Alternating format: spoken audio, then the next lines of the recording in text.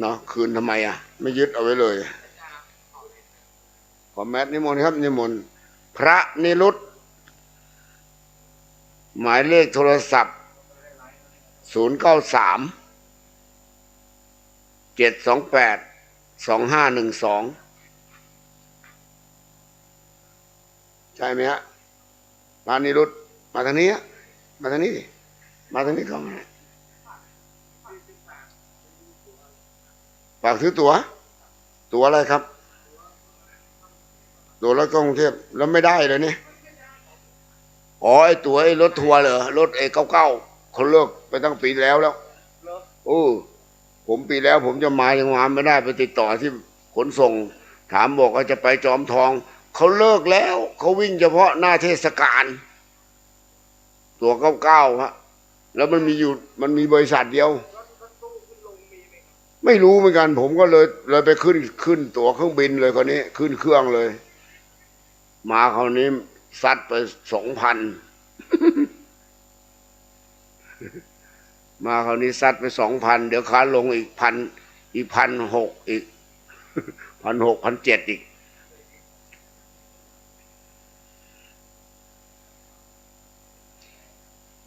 วันนี้นะ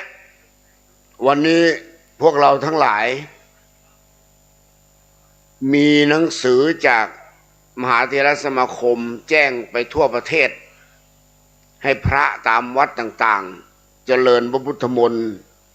แล้วก็ถวายเป็นพระราชกุศลให้กับองค์พาครับ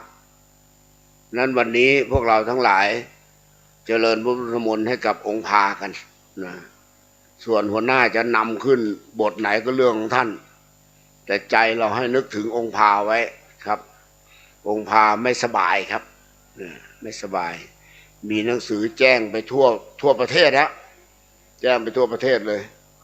ผมเมื่อวานผมก็โทรไปบอกพระที่วัดว่าบอกวันนี้ให้เจริญพระพุทธมนต์นั่งกรรมฐานถวายเป็นพระราชกุศลให้กับองค์พาด้วยส่วนผมอยู่ทางนี้ผมก็จะทำของผมไปตามนี้เพราะฉะนั้นพวกเราทั้งหลายเราก็ช่วยกันเนาะช่วยกัน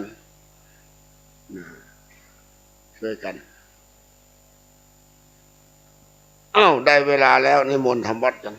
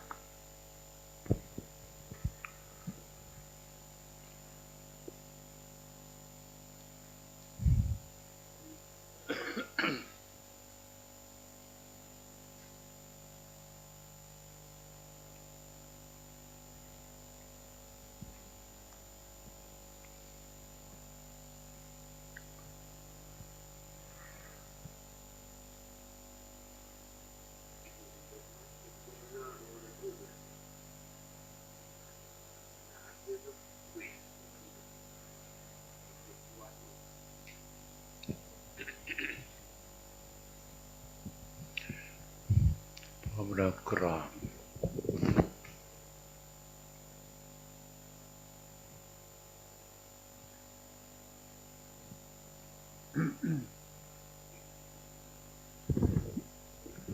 โยโสภะคะวะอะระหะสัมมาสัมพุทโธภะวะคะโตเยนะภะคะวะตาธัมโมสุปฏิปันโนยัสสะภะคะวะโตสาวกสังโฆธัมมะภะคะวันตังสัทธัมมังสัสสังฆังอิเมหิสักการเร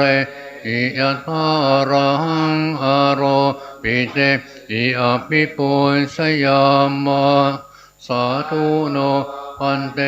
ภะคะวะตุติรับบารินิพุตโตเปปัจฉิมาชนะตานุกัมอมานาสาอิเมสักการเรทุขตาปันนาอาราภูเตปฏิคันหาโตอม ทิคารทาอิตายาสุขายาอะระหังสัมมาสัมพุทโธภะคะวาพุทธะภะคะวันตังอภิวาเทมิสวากขาโตภะคะวะตาธัมโมธัมมังนัมสสามิสุปฏิปันโนภะคะวะโตสาวกสังโฆสังฆังนะมามิ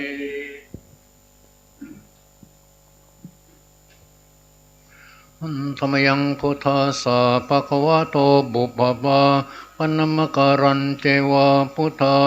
นุสตินายัญจกะโรมาเสนะโมตัสสะภะคะวะโตอะระหะโตสัมมาสัมพุทธัสสะนะโมตัสสะภะคะวะโตอะระหะโตสัมมาสัมพุทธัสสะนะโมตัสสะภะคะวะโตอะระหะโตสัมมาสัมพุทธัสสะตังโฆปัฏฐัปะคะวะตังเอวะปัลลยาโนกิตติสัตโตอะปุคาโตอิติปิโสภะคะวะอะระหังสัมมาสัมพุทโธวิชาจารณะสัพพันโนสุขโตโลกวิทูอนุตตรปุริสธรรมารติสัทธาเอวมนุษย์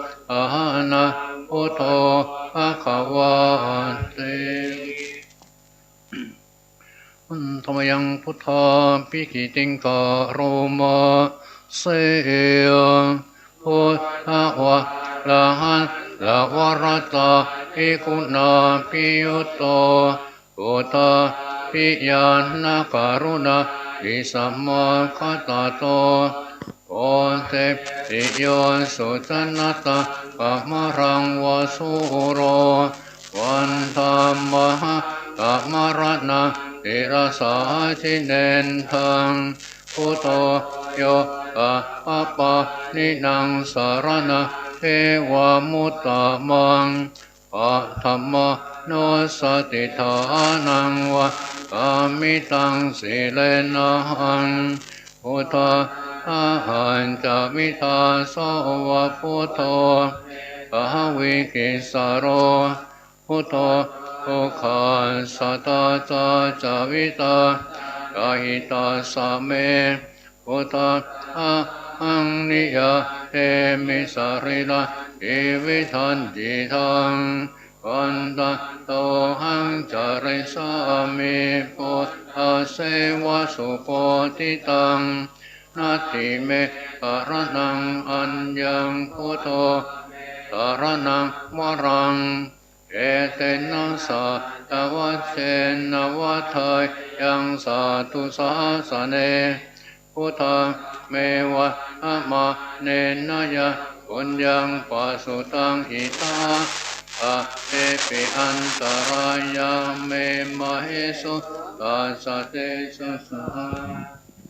กายเนวาจายาวะเจตสาวาพุทเทกุปัมมังปะปะตังมยายังพุทโธปะติคันหาตุอาเทยันตังอาลันตะเรสังวริตุวะพุทเทธัมมยังธัมมานุสตินายังกโรมาเสอวะหะโตภะคะวะตาธัมโมอันติติโออะกะติโกเอหิปัสสิโกโอปัญญิโกปัจจตังเวทิตาโอปิญโยหิเตธัมมยังธัมมาภิกขิติงกโรมาเสอวะหะตะตะอิกุณโยอวะเสนะไสโยโยมะปะปะ ปัปมาริยติวิโมกขเปโตอัมโมกุโลปัปมาตนาตถาทาริธาริวันตัมมะอะมหาระวรธรรมเมตังอัมโมโยอะปัปมานิดังสารนังเทวมุตตะมังพุติยานุสติฐานังวะอามิตังสิเลนะหังอัมมาสาจามิทาโสวะธัมโมเอสาวิกิสโรธัมโมทุกขัสสะตาตาจาวิตากาหิตาสะเม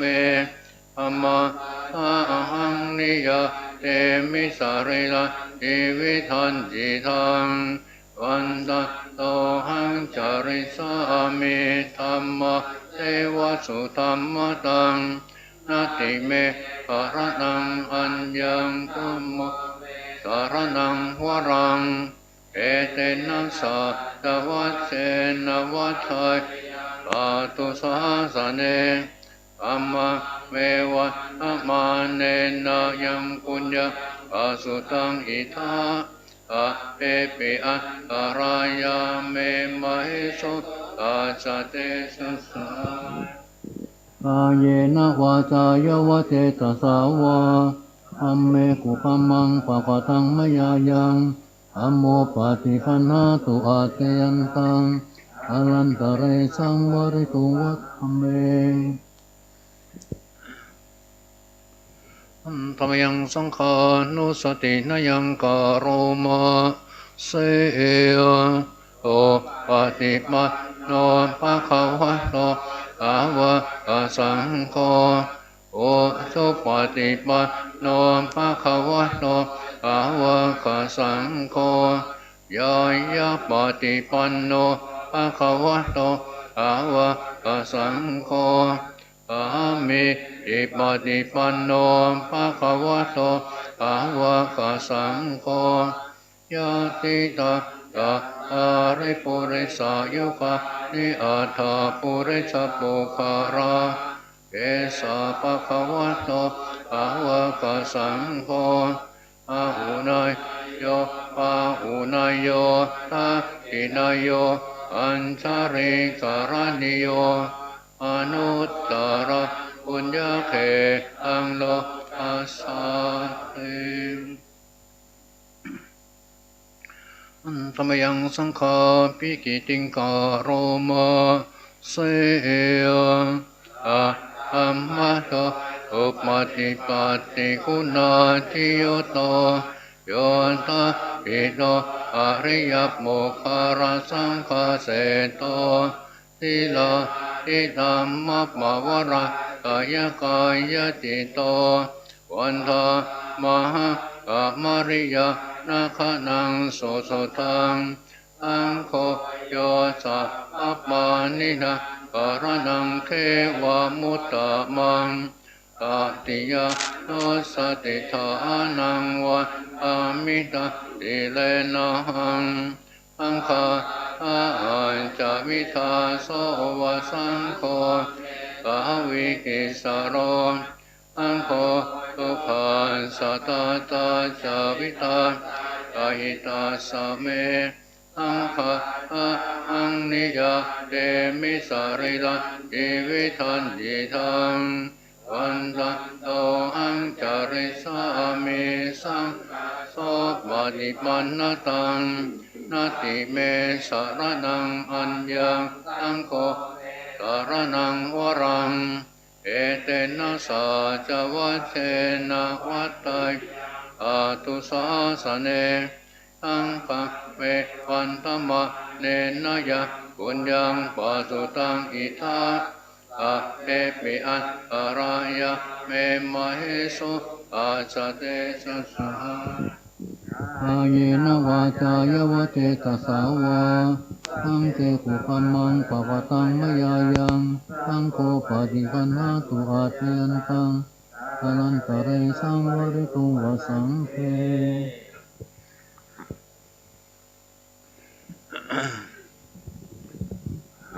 รินตวันนาเมนตังสะเมนตาพะทันตาอาวิคิตาจิตาปริตังพะนันตุสังเขกาเมจารเปเคเรเสขรตาเตจันตาลิเควิมานเนเยเปรัตเทจะคาเมตารุวันนาคหาเนอารามเมวัตุมิเกนเตภูมาจายันตุเทวันชาลาธาราวิสัมเมยังขาคันธาปนาคาติทันตาสันติเกยังมุนิวะระวจนังสาทวเมสุนันตุธรรมสวนาคาโลอายัมปะทันตาธรรมสวนาคาโลอายัมปะทันตาธรรมสวนาคาโลอายัมปะทันตาหน้า53นะโมตัสสะภะคะวะโตอะระหะโตสัมมาสัมพุทธัสสะนะโมตัสสะภะคะวะโตอะระหะโตสัมมาสัมพุทธัสสะนะโมตัสสะภะคะวะโตอะระหะโต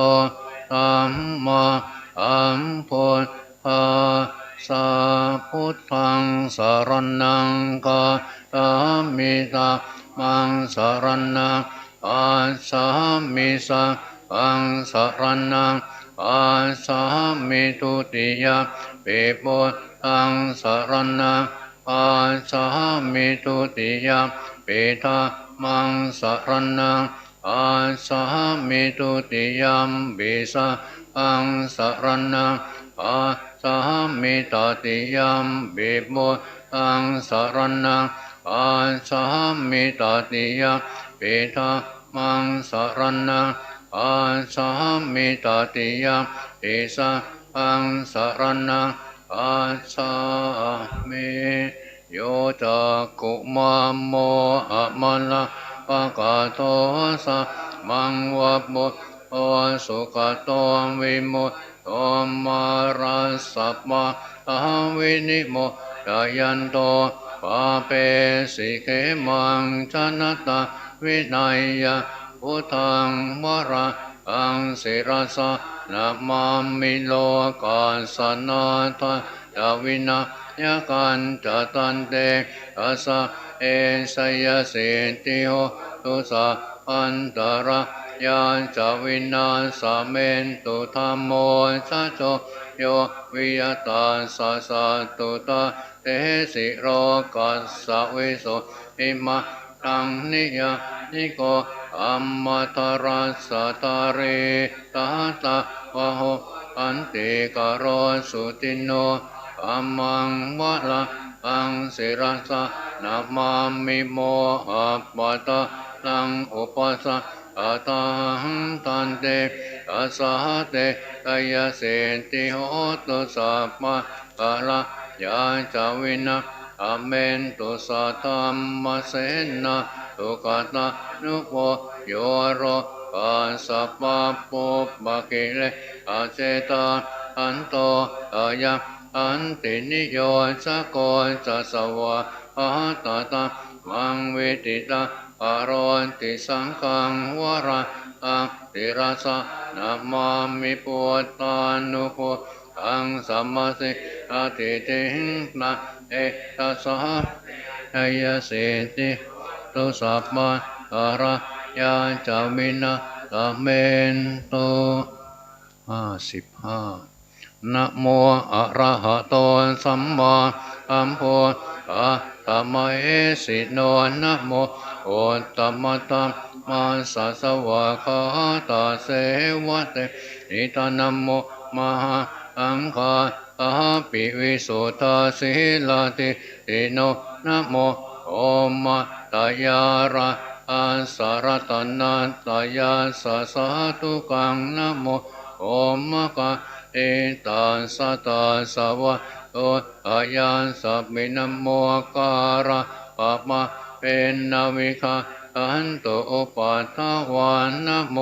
ปาลานุปะเวนนะสุวะติโหตุสัพพะทานะโมปาระอะเตเอนนาวิติมหิโหมิเตสวะพหูเทบามนุสาจะมะปารานิอาจินตายุอากังอะมานาโสธานะโพหิมังคารมุอะมังอะเสวนาจะปาลาปันทิตานันจะเสวนาอุตาจะปุชนิยานังเออะมังอารมุอะมังปฏิโรปะเทสวะโสจะปุเบตะกะตะบุญญาอันตสัมมาปณิติจะเอตามาอารมุอะมังพาหุสัจจันจะสิปัญจะวินัยจะสุสิขิโตอุปาทิตาจะยาวาเอตามังคาลมุอะมังมาตาปิตุอุปาทานังโปตะละอะสังฆาโหอะนาคุราจะกัมมันเอตามังคาลมุอะมังทานันจะธรรมจริยาจะยะจะกานะจะสังฆาโหอนวัชชานิกัมมันนิเอมังอารมุตตมังอารติวิรติปะปะมัสสะปังตัสสะยะโมอะปะมาโทจะตัมเมสุเอตัมอารมุตตมังอาระโวจะนิวะโตจะสันโตติตะกะยุตตะอันเลนะธรรมะสวนะเอธัมมะอารมุตตมังคันติจะโสวะจะสัตตาสัมมาตัตตะนังเรนะธรรมะสากาทาเอธัมมะ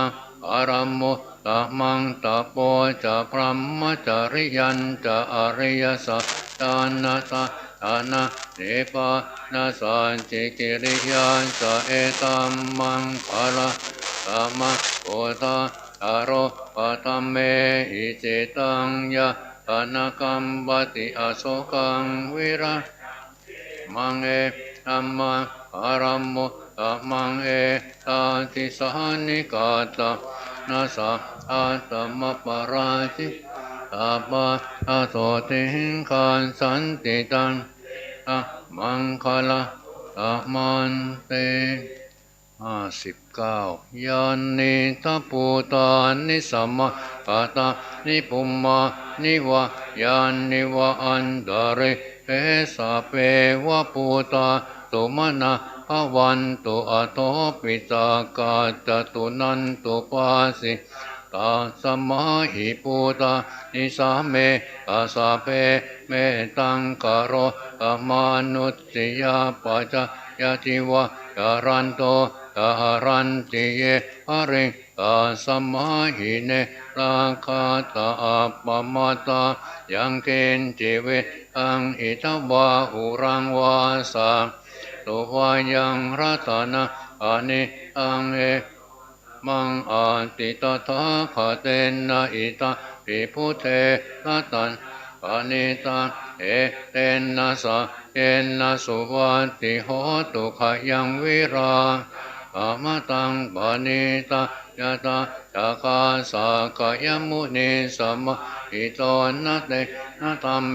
นะสัมมาอิกินจิตาปิธัมเมรัตนังปานิเอเตนะสะเอนะสุวัตติโหตุยัมพุทธะเสโทปริวันนะตุติงสมาธิมาอุสมาธินาเอนะสมโมนาเวอะเตอิธัมปิธัมเมรัตนังปานิ เอเตนะสะเยนะสุวัติโหตุเยปุคาราอันตสัตตังปัสสะตานิเอตานิโยคะนิโหนติเตอาคินะยาสุขตาสะสาวกาเอเตสุตินนานิมะปะระนิอิทัมบิสังเครัตนังปะนิเอเตนะสะเยนะสุวัติโหตุเยสุปยุตตามนัสสะอันเนนานิอามิโนโคอมัสสะสนัมอิเตปาติปัตตาอมตังวิคัยอาราตามุตตะเอปุติงปุญจมาอิตัมบิสังเอรัตนังปะนิ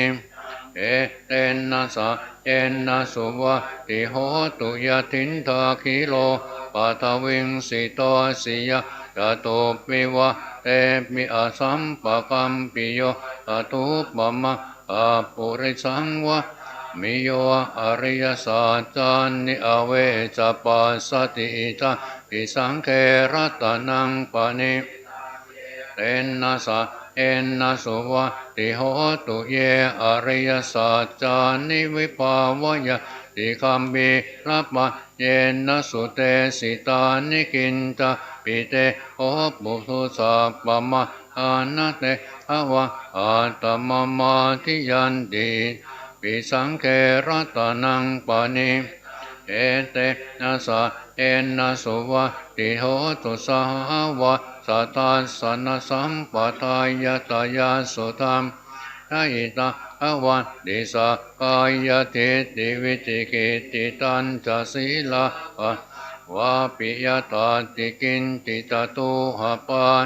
อิจาวิปามุตโตจะจาปิตานานิอัปปะโอปะตุงอิทัมบิสังเครัตนังปานิเอเตนะสะเยนะสุวัติโหตุกินตาปิโสกัมมังคารโปะกะจายเยนะวะจายุตเตตัสสาวะอัปปะโพโสตาลปติตาอัปปะพุท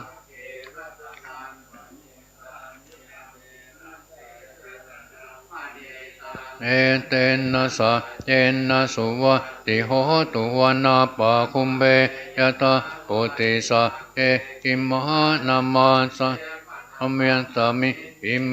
ตตุปะมะอัมมวรังอาเทสยิตาปิสะเอรัตนัง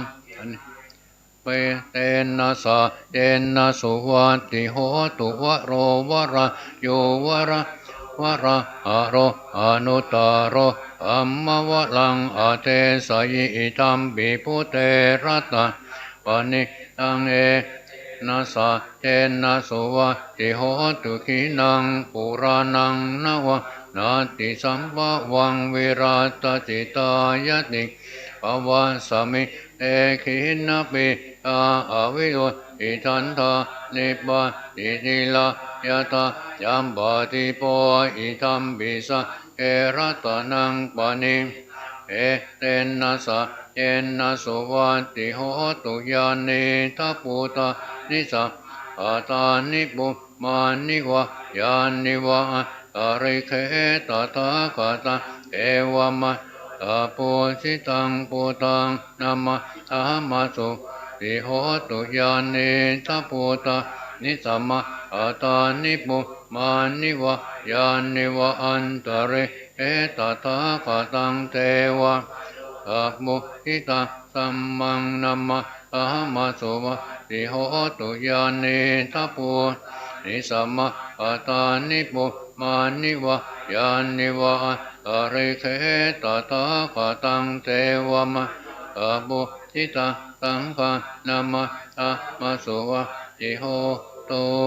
กรณียมันตะกุสเลนะยังตังปะตะอภิสัจะสะโกอุจุจะสุจะสุวัจโจสัสมุตตุอนัตติมานิอันโตจะสุภโรจะอาปะเกโจจะสันละหูกะวุติสันจะนิปะโคจะอาปะคะโอกุเรสุอนันุเคโอนัตโคทังสะ เรกินติเยนะวิโยปะเรอุปวัตยยงสุขินวาเคมิโนโหตุสะเออัตตาภวันตุสุขิตาอาเยเกติปันนปุตตติตาภาวะราวะอารวสิสาติกาวาเยวานอาวะมัจจิมะดาสะอนุกตุราติตาวะจาติตาเยจตุเรปัสติอวิตุเอปุตตานาสันอเวติวะอาเบอาตาภวันตุสุขิตาอานัปะโรปะลังนิโกเมตนาติมันอากาอตินะอินทิปยาโรสนาปฏิฆาสันนันยมะยาสาธุขามิจายมะอายตานิยาโอตาอายุตาเอกปุตตมนุระเอวัมบิสาปะพุเตสุมานะภาวะยิอปริมาณังเมอันจะสัพพะโรปัสสมิงมานะภาวะเยอปริมาณังอุตตะอัตโตตติริยันจะอสัมภาอเวลังอาสัพพะอังติทันจรังนิสินวาสยโนวะยาวตาสวิคตเมโตเออติงอติตายะปัมมะอังวิหะอิตมาอุติทินจะอนุปคัมมะนวะอาสเนนะสัมปันโนกาเมสุวินะยะเกอังนาอิจาตุกัปปะไส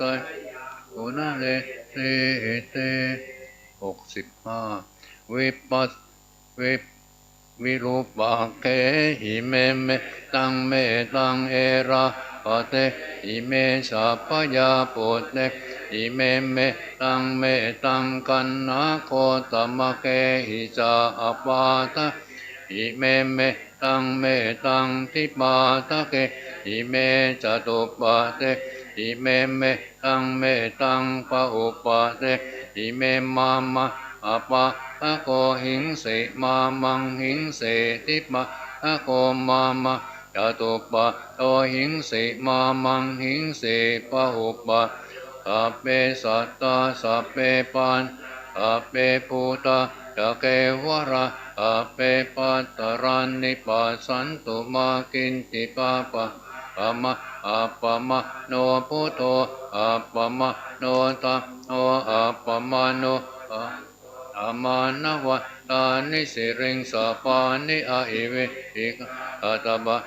อุณานาปิอาราภูมุติกากาตาเมอากาตาเมปริปฏิกัมมันตุพุทานินะโมภะคะวะ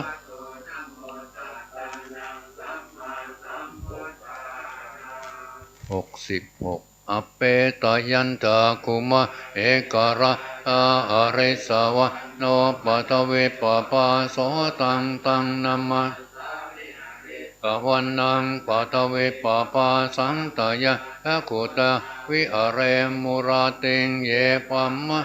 เวทะกุสัพพะตัมเมเตเมนะเตจมะปารายันตุนามัตตุพุทธานามัตตุโพธิ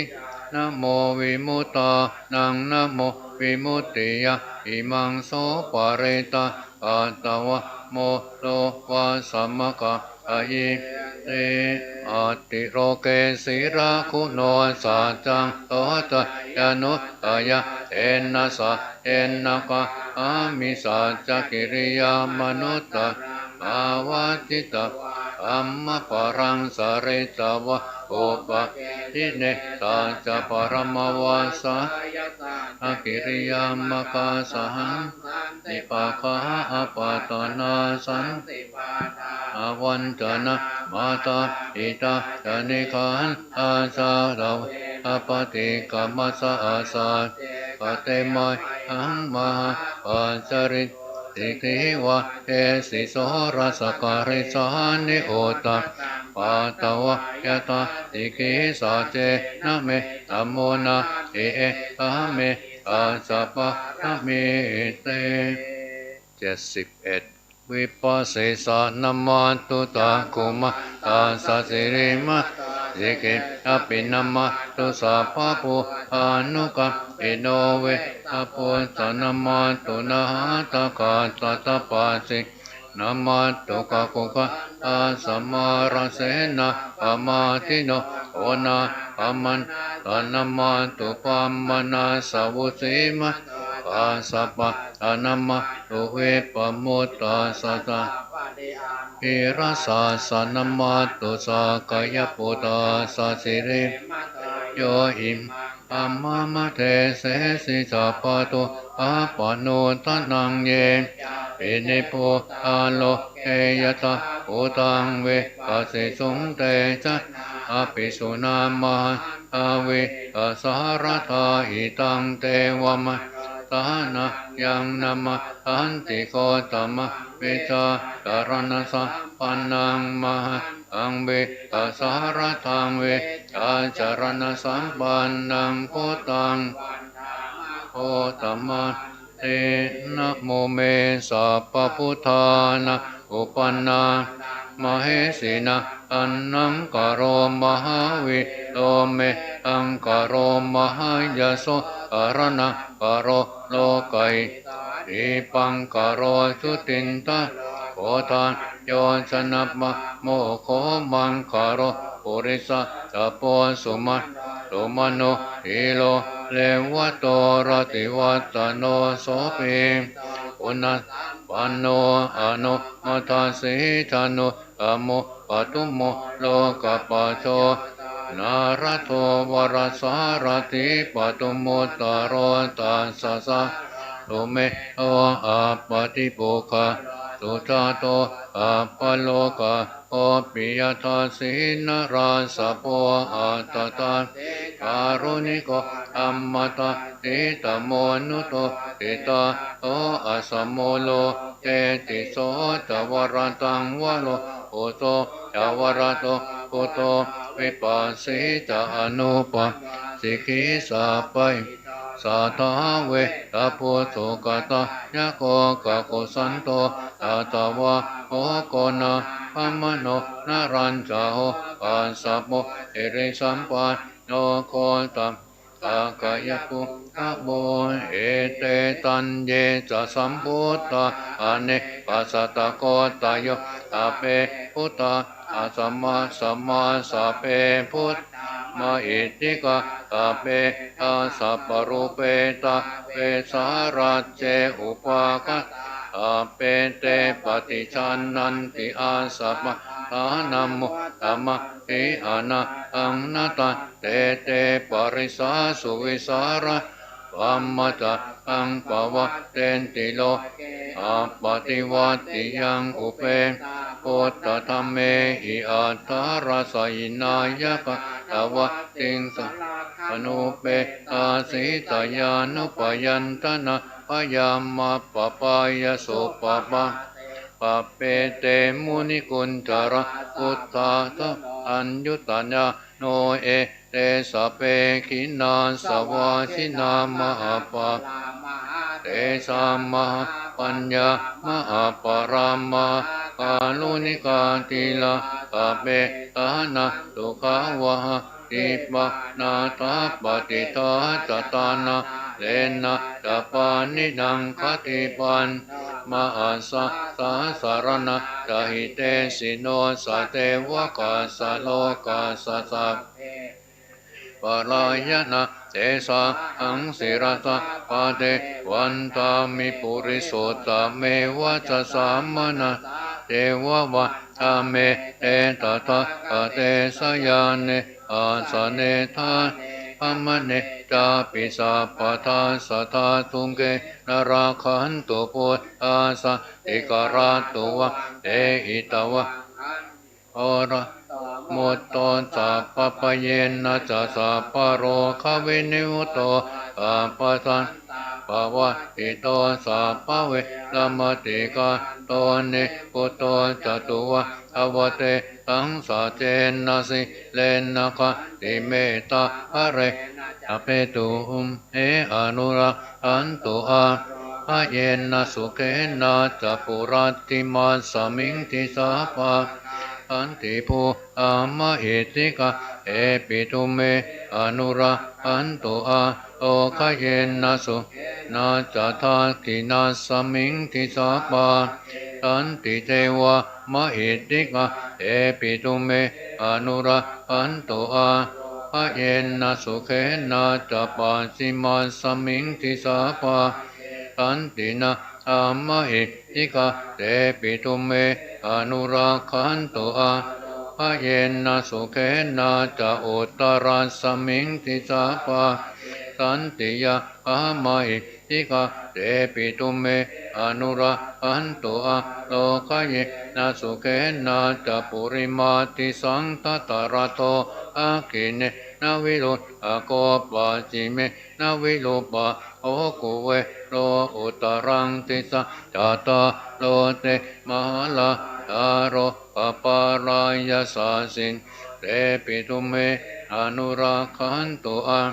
พระเยนะสุเขนะจะอากาสตาจะปุมมาเทว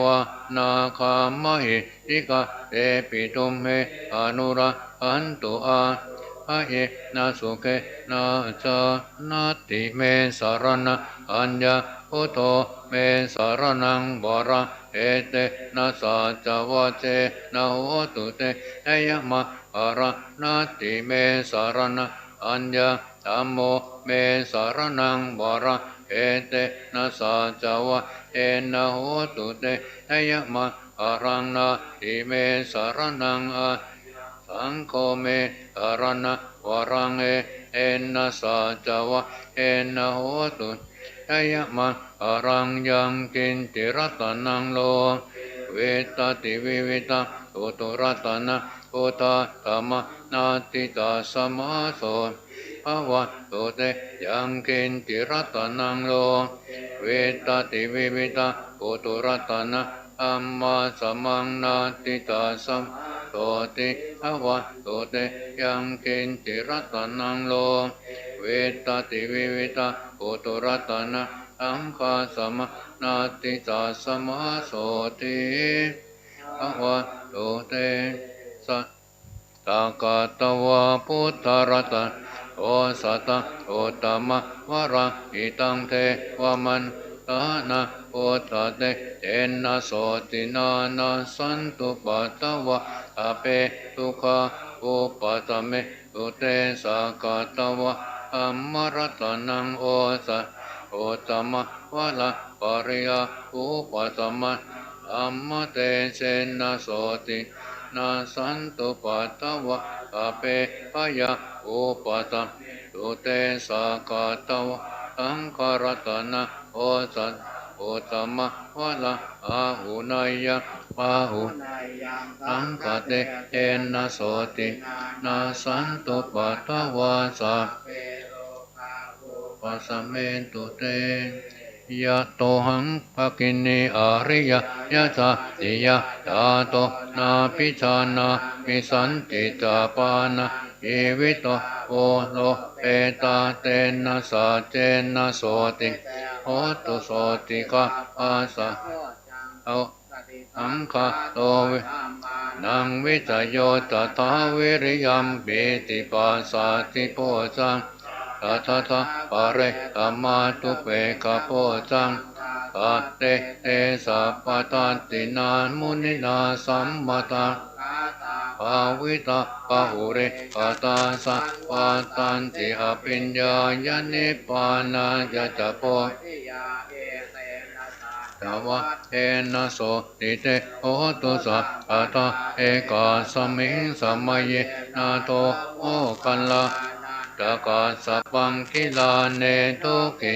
ติสวะโอจาเตสาสเตสยิเตจัตตาอภินาเอตวาโรปามุตติงสุตังคะเอเตนะสัจวะเอนะโสติโหตุสัพพะตาเอกทาธรรมระอาภิเกระเยนาภิมิริโตจุนตาเตเรนะตัญเยวะปนาเวตวานาสาอัมโมเตสวะยะอาปะ อะธัมมาวุตตะอิทานาโตเอเตนะสัจวะเอนะโสติโหตุสัพพะทาปะหินาเตจะอะปะทาตินะนัมปิมาเอสินังมะอาตะกิเรสาวะปัตตานุปัตติมัตตะเอเตนะสัจวะเอนะโสติโหตุสัพพะทาอดใส่น้อยนะโมเมพุทธเตสสสารตนัตยตามิกาเตชะปะสิเตปะสิเตวันนารยะปารเมสุราสิทธิปมะยะอินทาจตุโรกาคัมบิลากากาสมุทธาปุตุงอังคาตัสสะปัมปัจจยะปะสิติภวะตุเตชัยชัยโทรานิโตลานิอุตตติอุตตินาตินาอิชัยชัยขะคนละตนละนิสัยนิรายสายเสนนะเมนุราชปนนราชิชัยชัยคัมภีรโสปินะเอนตนะอิปิสาจปุตตะปาริชัยชัยตุนนิมิตาโรอิชัยชัยสิงอิสุตะอันนะโมอาชาชัยชัยวโรนะโมอาสาตาชัยชัยตาอาทินาภกุระคันโตชัยชัยคะยะโกจตุรงสุการปุจงสีหาติกาติปาชัยชัยวโรนะโมอายาตาชิตติตาเสนานิปุณสุตินาลาดิชัยชัยสุขสุขอีวิชัยชัยทรณิตาเรสัตาสุจันยาชัยชัยทรณิสันติตาตาชัยชัยมังคาราลัญญาปาวะเอชัยชัยวรุณยาเอชัยชัยระอาเสสุระปุอาเตยาชัยชัยพเมตะคณะชัยชัยระตติราสาชัยชัยปัตวิงตาปะชัยชัยอารันตาปะเจกาปุอาสาวะชัยชัยมเหสุโรอโรอารินเตวะชัยชัยมัมมะสุระโคชัยชัยนะโอวิรุอะโควิรุปะโอจันอิมาราวิอินโดตะเวนาตโยจักกุเวโนวารุโนปิจาอาคิวะโยจะปัจจุนาโหอุมาโลตัตตะระตะโกอะอะระสมาเทวะอิสิตาปัสสะอะโยอิสิโนสาวะคะอะปัจจยะนะโมอะวันตุเตชัยธัมโมตัสสะโพธัสสะปะโรตัสสะยะกะเอเตนะชัยเตเชนะชัยโสอิภวะตุเตเอเตนะพุตตะเตเชนะโหตุเตเอยมะอะรังชยโยปิพุทธัสสะสิริมาโตอายะอะระสัจจปะปิมาโตปะระโยองค์โคสยะโตทิมันเดพะโมติตาอายะตตาอมมาคันนะมะเอทิโนสยโยปิพุทธัสสะสิริมาโตอายะมาราสัจจปะอิมาโตปะละโยองค์โคสยะโตทิมันเดพะโมติตาอายะตตาอินทาคันนะมะเอทิโนสยโยปิพุทธัสสะสิริมาโตอายะมาราสัจจปะปิมาโตปะละโยองค์โคสยะโตทิมันเดพะโมติตาอายะตตาเอวะคันนะมะเอทิโนสยโยปิพุทธัสสะสิริมาโตอายะมาราสัจจปะปิมาโต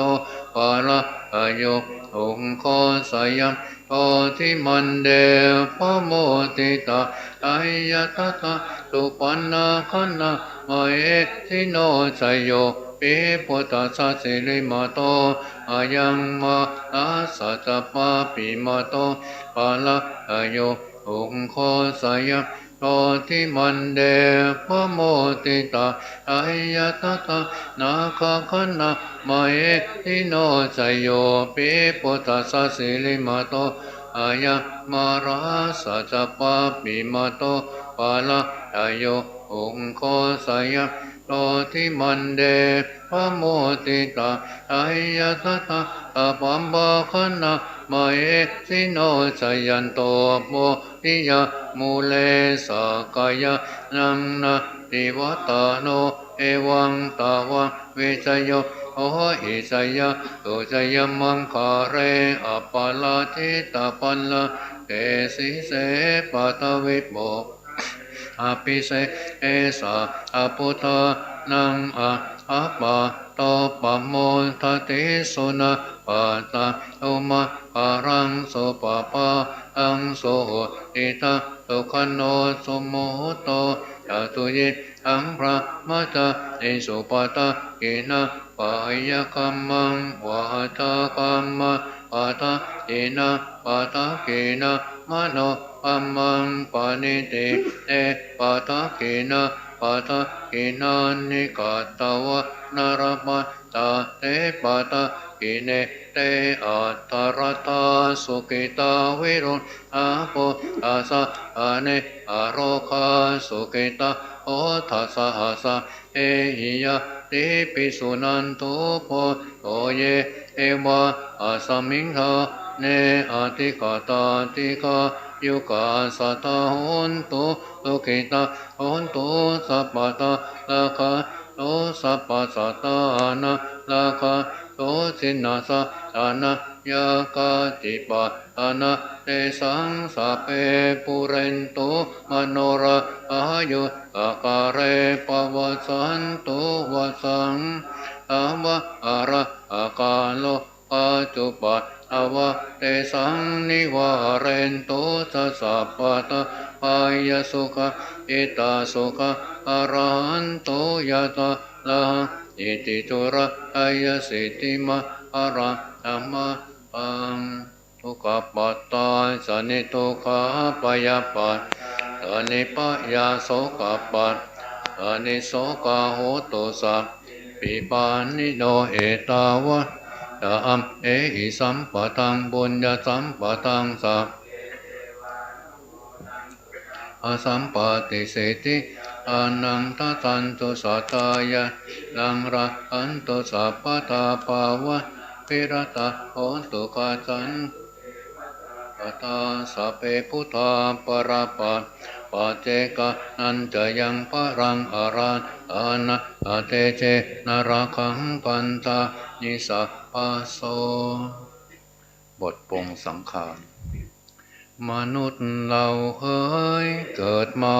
ทำไมนิพพานมีสุขหมดทุกข์มีไปตัณหาหน่วงนาคอยชักหน่วงไว้จนไปไม่ได้ตัณหาผูกบันห่วงนั้นพันผูกห่วงรู้ห่วงร้านห่วงซักสริงการสระมันเถิดชีวิตประเสริฐอยู่เกิดนิพพานข้ามพ้นสงสารละสังขารไปยามเมื่อหนุ่มสาวรูปเจ้าก็งามแก่ลงงุ่มงามไม่งามตรงไหนเอ็นใหญ่900เอ็นน้อย9,000ช่วยยึดสังขารของท่านเอาไว้ยามหน้าร้อนมากก็อยากจะตายต้องกินต้องตายทนไปทั้งวันก็ขอพระเจ้าก็มัวเส้นผมบนหัวงอกทั่วถึงกันจะลุกก็โอยจะนั่งก็โอยเหมือนดอกไม้โรยโอดโอยสงสารพึงเร่งภาวนาอย่าช้าเหลวพันช่วยยึดสังขารเราท่านเอาไว้จังเป็นขังอนัตตาสร้างแต่ปัญหาให้ทุกทนต้องตายทุกตีลักพองพี่น้องทุกคนพ ก็ช่วยสรรคนร่างตนเอาไปพวกญาติพี่น้องห้ามล่องสู่เมนลำบากยากเข็นดังเหม็นนอนใสต้องถูกไฟไหม้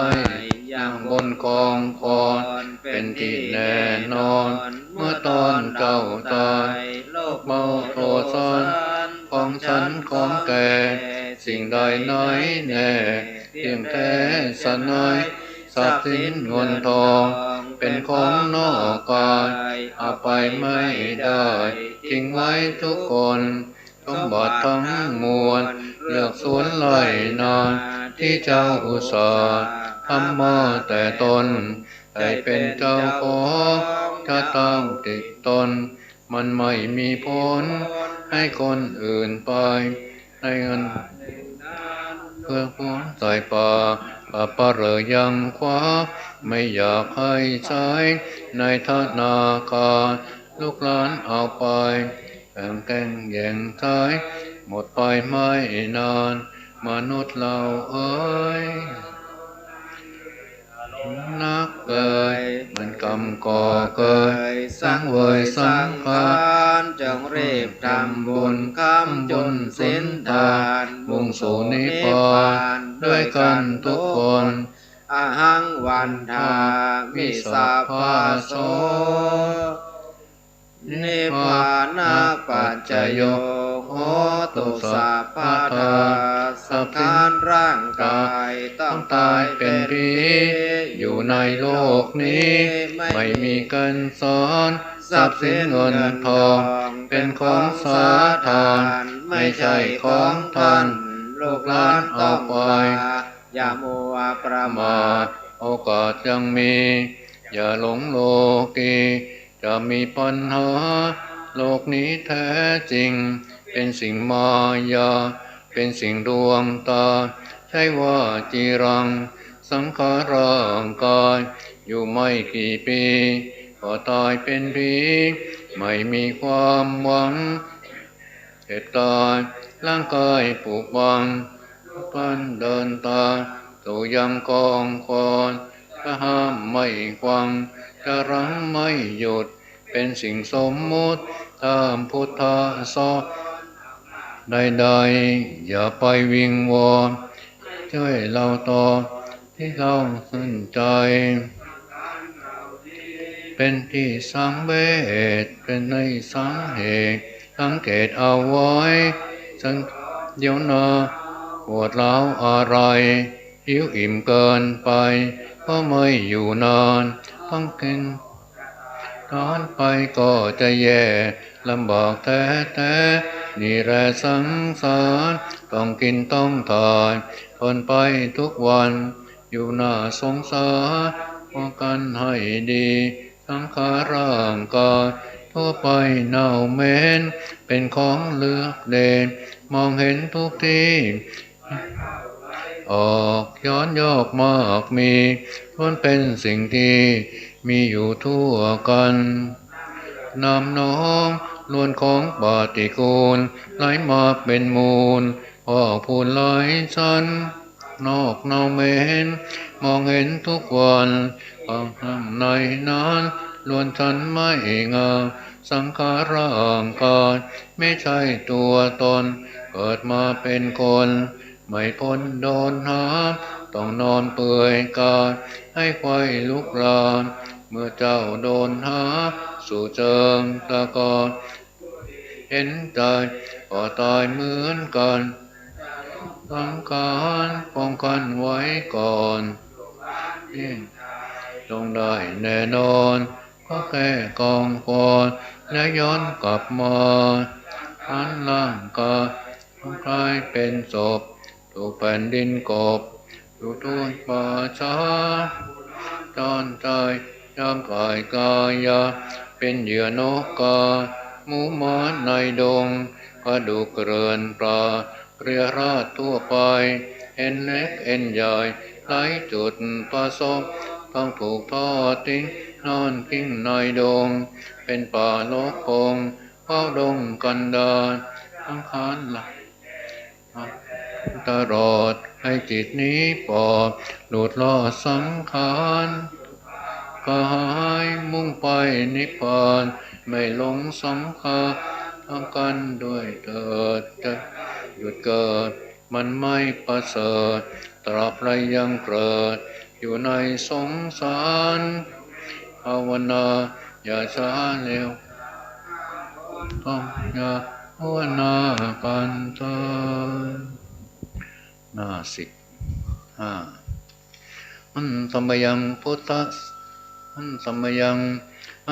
ยังสารพันเยนะพุทธมัคคาราคาอาโยปนามาเสยอัมพุทโธติปะทังเสโตโนเทวามะชิเม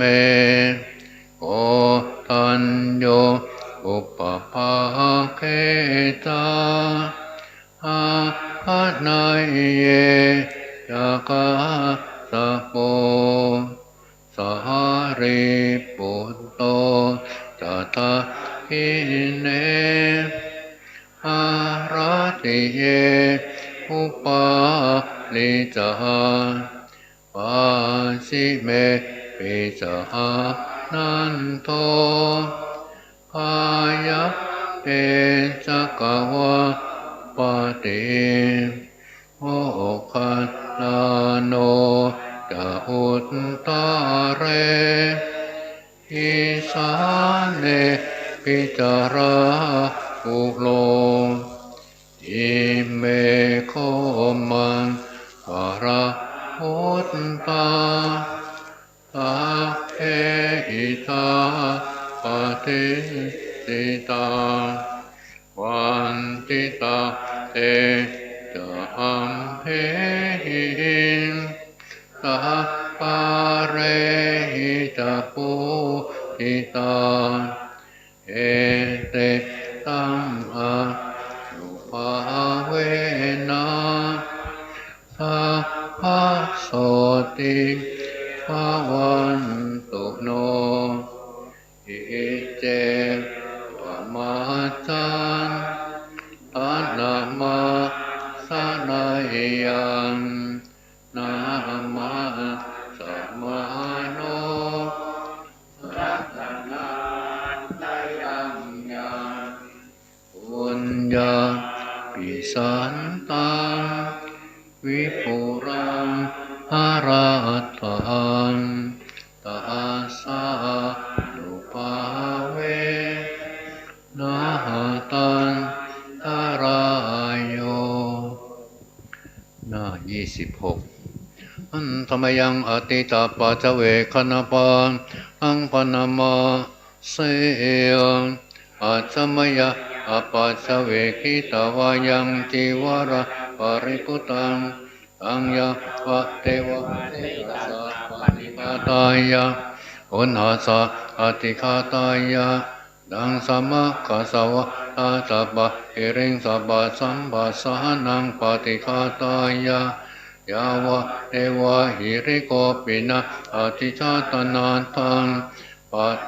ยาอปัตตเวกิตาวาโยปินทปะโอปาริพุตโต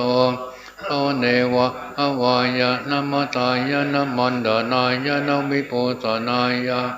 ยาวะเอวะอิมัสสกายะสัจจิติยาปนะยาวิหิงสุปารติยาพรหมจาริยานุขายะอิติปุนานะกเวตนะปฏิหังคามินะวะกเวตนังนะบาเตสามิยาตราจเมอเวสติอนวัตอภาสุวิหารโรยาติอัจฉมยาอปัจจเวกิตาวายังเสนาอนะปริพุตังอังยะอะเทวะสิตาสะปฏิฆาตายะ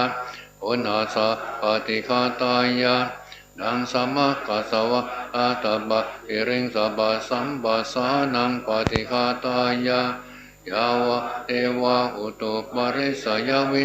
อนาปฏิสันลานาธรรมาทังอาชัมมยะอปัจเวกิตาวายโยคิระนัปะยะเบอาจาปริคาอโรปาริพุตโตโอยาวะเอวะอุปันนานังไวยปาติกานาเวทนานังปาติกาตายะอาภยะปัจจาปรมตายาติหน้า27อันธรรมยังอุทิสนาทิตานาคาทายโยปนามาเสยอิมินาปุญญกรรมเมนะอุปจายาคุณุตระอาจาริโยปกาลาจมาตาปิตาจยาตกาปิยามะมะตุริโยตันติมาลาชาคุณบันตานราปิจาอัมมะมาลาอินตาตตุโรกปาราจาเทวตายะโมมิตามนุสาจามะตาเวริกาปิจาอเปสัตตะสุขิโหนตุปุญญานิปากตานิเมสุขจติวิตาเตนตุกิปะปาเปตะโวมะตังอิมินาปุญญกรรมเมนะอิมินาอุติเสนาสะอิปะตุระเมเอวะอันตุบะอานาเสตนังเยสันตะเนหินะอัมมายาวานิปะนะโตมะมังนาสันตุสัพพะตะเอวะยะถาตาโตปะเวอุทุติตาตติปัตตันเลโควิริยมปินามาลาลาปัตตุโนกะอาตุนจะวิริยสุเมพุทธาปิปาวโรนาโตธัมโมนาโตวารุตตโมนาโตปัจเจกพุทโตจะสังนาโตตโรมะมังเอโสตมะนุปาเวนะมาโรปัสสะปันตุมาทัสสะปุญญานุปาเวนะมาโลปัสสังระปันตุมาอุกาสะอุกาสะข้าพระพุทธเจ้า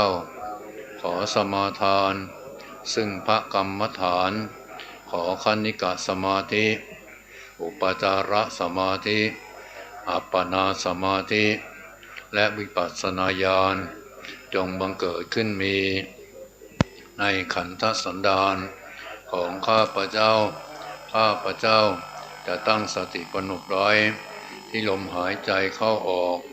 ลมหายใจเข้ารู้ลมหายใจออกรู้3 หนถึง 7 หน100 หนถึง 1,000 หนด้วยความไม่ประมาทตั้งแต่บัดนี้เป็นต้นไป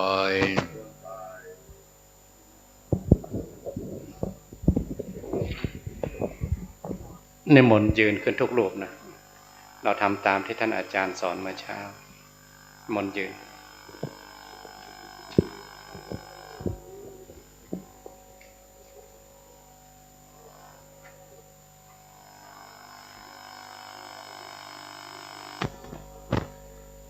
เอาส้นเท้าชิดกันหัวแม่เท้าชิดกันมือหย่อนไปด้านข้าง2 ข้างมองดูพุทธรูปก่อนเห็นชัดแล้วก็หลับตาน้อมนึกถึงภาพพุทธรูปเอาใจเราไว้สูงๆมองลงมาท่านอาจารย์ท่านบอกว่าให้เห็นที่ฝ่าเท้าเรามันมี6 จุดหัวแม่เท้านิ้วก้อยกับส้นเท้าถ้ามันหนักหรือมันร้อนท่านอาจารย์ท่านบอกว่าร่างกายเราไม่สมดุลเราตั้งศูนย์ไม่ถูกเห็นไหมเราดูท่านอาจารย์อายุ70แล้วนะไม่เคยปวดหัวหลังไม่เป็นเถาเป็นดานเอวไม่เจ็บเข่าไม่ปวดท้องไม่เป็นเถาเป็นดาน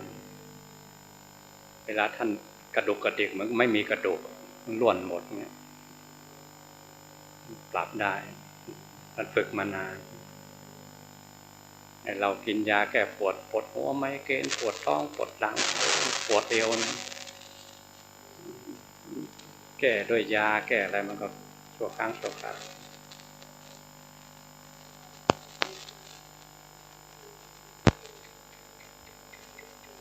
มองลงมาเห็นร่างกายเรายืนอยู่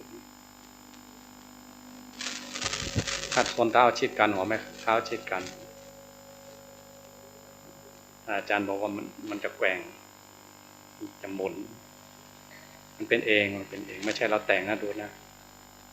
ขมำไปข้างหน้าก็มีหงายไปข้างหลังก็มีเอ็นไปซ้ายเอ็นไปขวาหมุนตามเข็มนาฬิกาทวนเข็มนาฬิกาก็มีหรือแล้วมันจะไปไม่เป็นทิศเป็นทางของมัน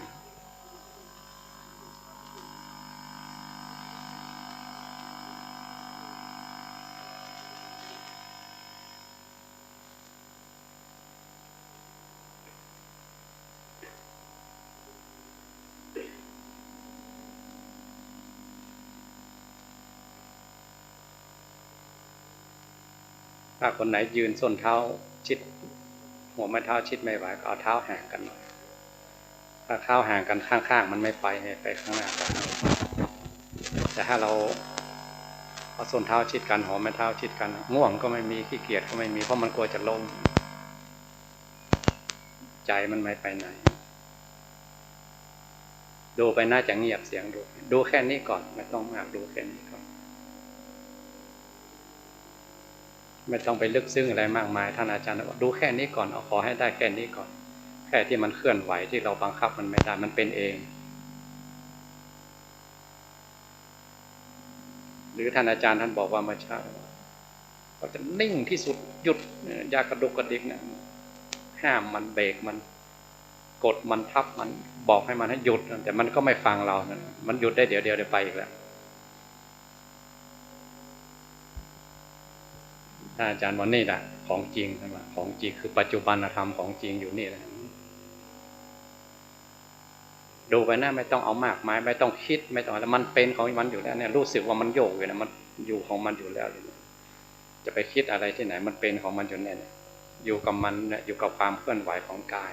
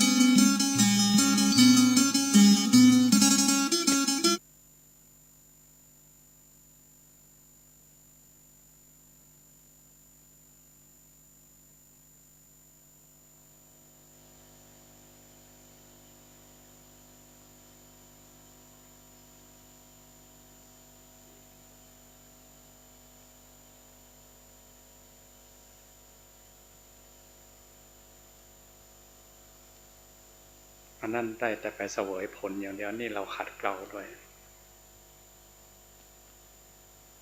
สติระลึกรู้ทั่วพร้อม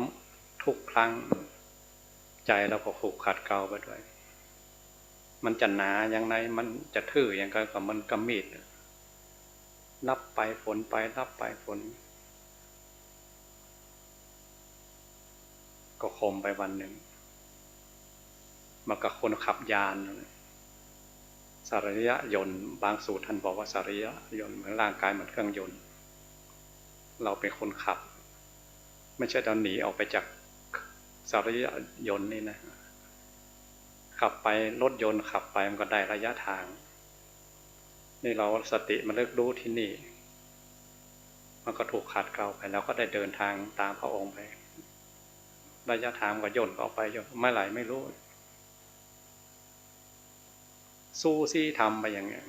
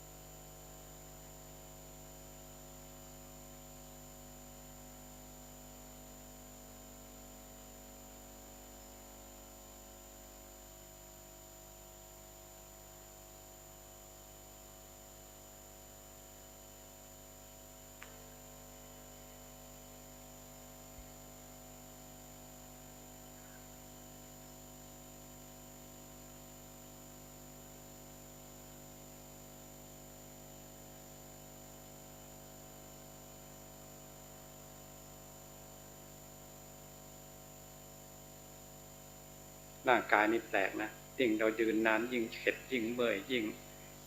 ทรมานด้วยสังขารร่างกายแล้วมันจะแข็งแรงนะมันแปลกเหมือนกับนักยกน้ำหนักกว่าเขาจะไปยกชิงแชมป์โลกได้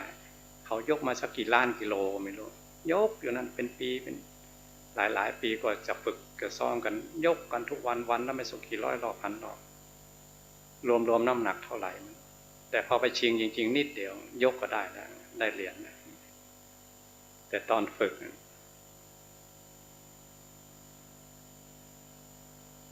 อันนี้เหมือนกันเราฝึกยาวนานขนาดก็ไม่ไหนก็ไม่รู้มีแต่พระองค์เท่านั้นรู้แต่พอมรรคญาณมันจะเกิดหลวงปู่เคยบอกมันมาชั่วแค่ฟ้าแลบเท่านั้นมันพัวเดี๋ยวไปเลยขาด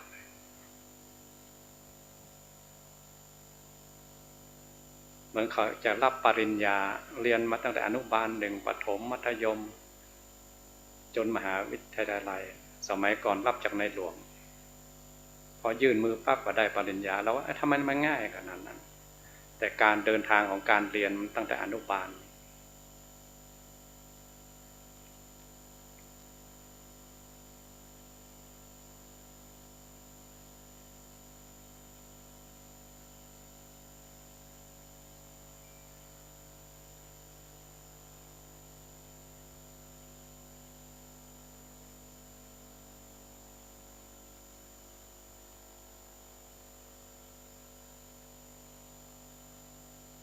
เรามันไม่ทุกข์จริงเนาะไม่เบื่อจริง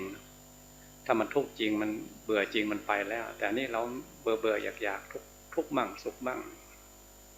เปลี่ยนไปเปลี่ยนมามันไม่เข็ดจริงมันไม่เบื่อจริง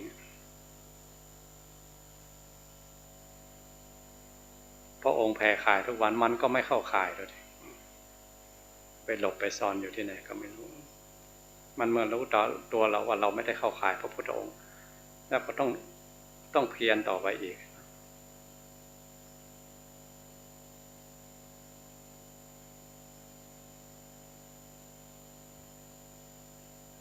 เพียรที่ไหนก็เพียรที่ระลึกที่กายนี่แหละที่กายมันยืน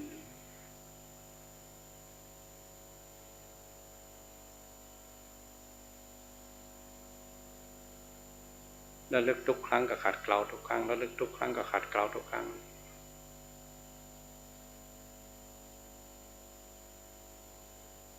มันจะหนาขนาดไหนก็มีวันเบาบางบ้างแล้วนะ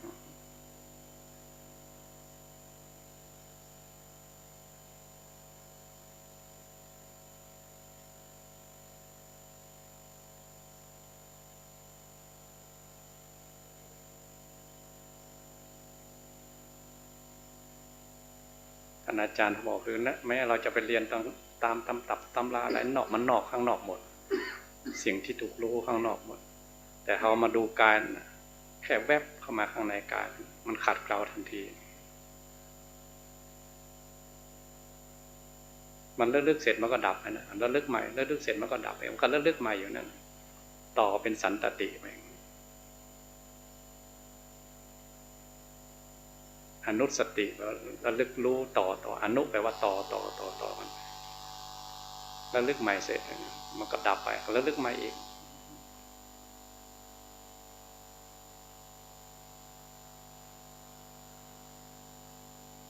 อยู่นี่แหละอยู่ที่อิริยาบถยืนเนี่ยนะ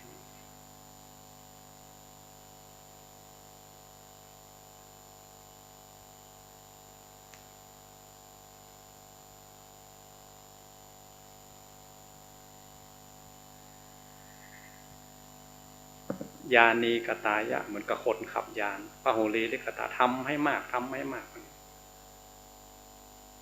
สภาวะมันจะเกิดไม่เกิดมันสู้ซี่ทำอยู่อย่างเนี้ย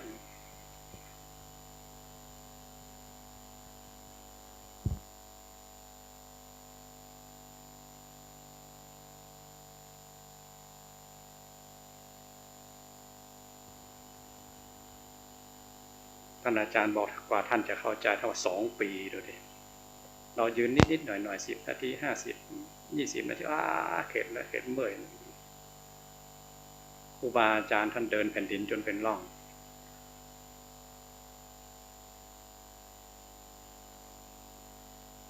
ยืนกันเป็นวันเป็นคืนท่านเดินกันเป็นวันเป็นคืนเราไม่ใช่เทียบครูบาอาจารย์ท่านอินทรีย์เราไม่เหมือนกันแต่เอาท่านเป็นตัวอย่างท่านบอกได้เต็มปากเต็มคำเลย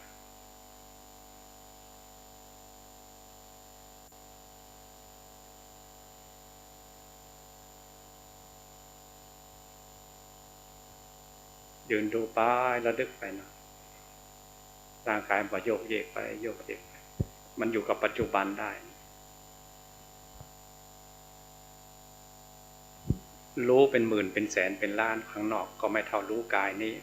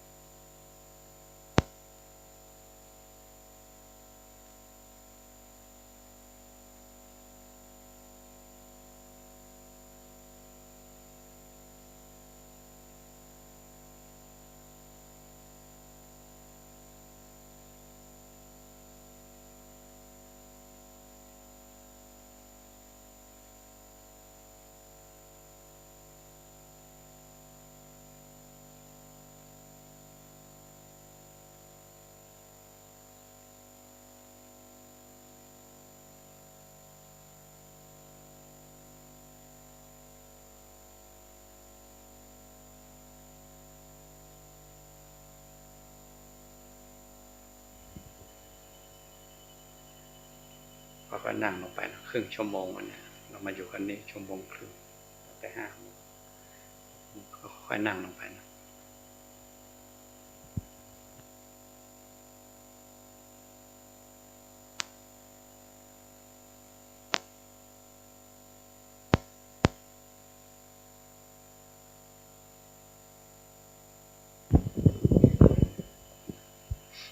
พนมมือขึ้นเนาะในการเราจับลู ตุ๊กตาเข้าข้างในแผ่เมตตาให้ตัวเราเองก่อนนึกว่าร่างกายสังขารเราเป็นบุคคลที่น่าสงสารที่สุดต้องมาเวียนว่ายตายเกิดในวัฏทุกข์นี้เพราะมาด้วยความหลงของมันพุทธเจ้าพระปัจเจกพุทธเจ้าพระอรหันตเจ้าครูบาอาจารย์ทั้งหลายท่านไปกันหมดแล้วเนาะแต่เราเนี่ยก็แผ่เมตตาให้สังขารร่างกายให้เขาทำงานปกติอย่าได้แปรปรวนอะไรมากไปแปรปรวนมากมันอยู่ไม่ได้ให้มันอยู่ด้วยกันมาได้สุขสร้างบุญสร้างบารมีด้วยกันไป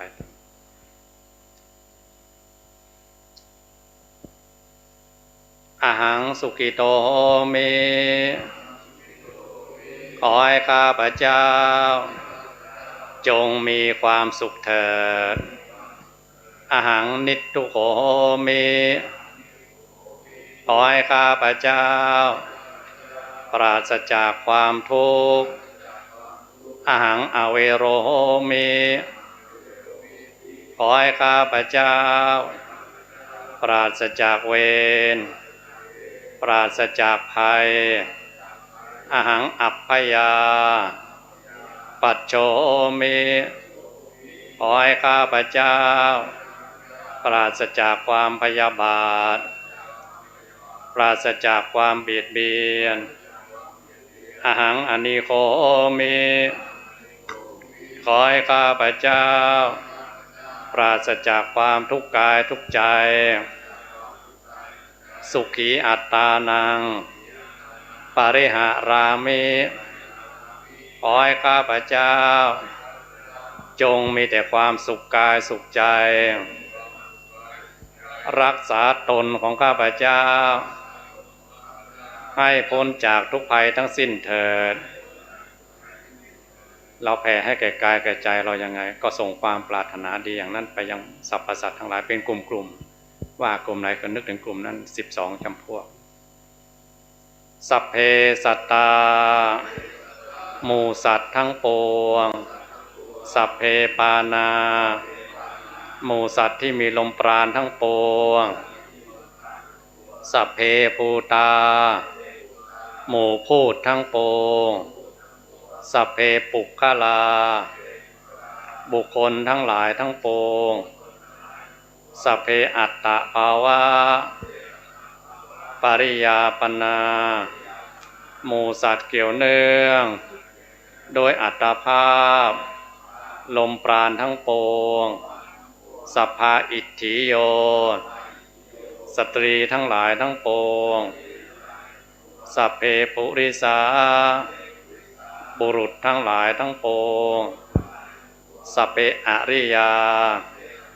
พระอริยเจ้าทั้งหลายทั้งปวงสัพเพอนาริยาปุถุชนทั้งหลายทั้งปวงสัพเพเทวาหมู่เทวดาทั้งหลายทั้งปวงสัพเพมนุษสาหมู่มนุษย์ทั้งหลายทั้งปวงสัพเพวินิปาติกาหมู่สัตว์นรกทั้งหลายทั้งปวงอเวราโหนตุจงเป็นสุขเถิดอย่าได้มีเวรมีภัยแก่กันและกันเลยจงเป็นสุขเถิดอย่าได้มีความพยาบาทเบียดเบียนกันเลยจงเป็นสุขเถิดอย่าได้มีความทุกข์กายทุกข์ใจเลยขอให้หมู่สัตว์ทั้งหลายทุกจำพวกทุกตัวตนไม่มีที่สุดไม่มีประมาณจงมีแต่ความสุขกายสุขใจรักษาตนของตนให้พ้นจากทุกภัยทั้งสิ้นเถิดปุรัตถิมายะทิสายะสัพเพมนุสสาสุขิโหนตุขอให้หมู่มนุษย์ทั้งหลายอยู่ทิศตะวันออกจงเป็นสุขเถิดปัจฉิมายะทิสายะสัพเพมนุสสา สุขีโอนตุขอให้หมู่มนุษย์ทั้งหลายอยู่ทิศตะวันตกจงเป็นสุขเถิดอุตตรายะทิสายะ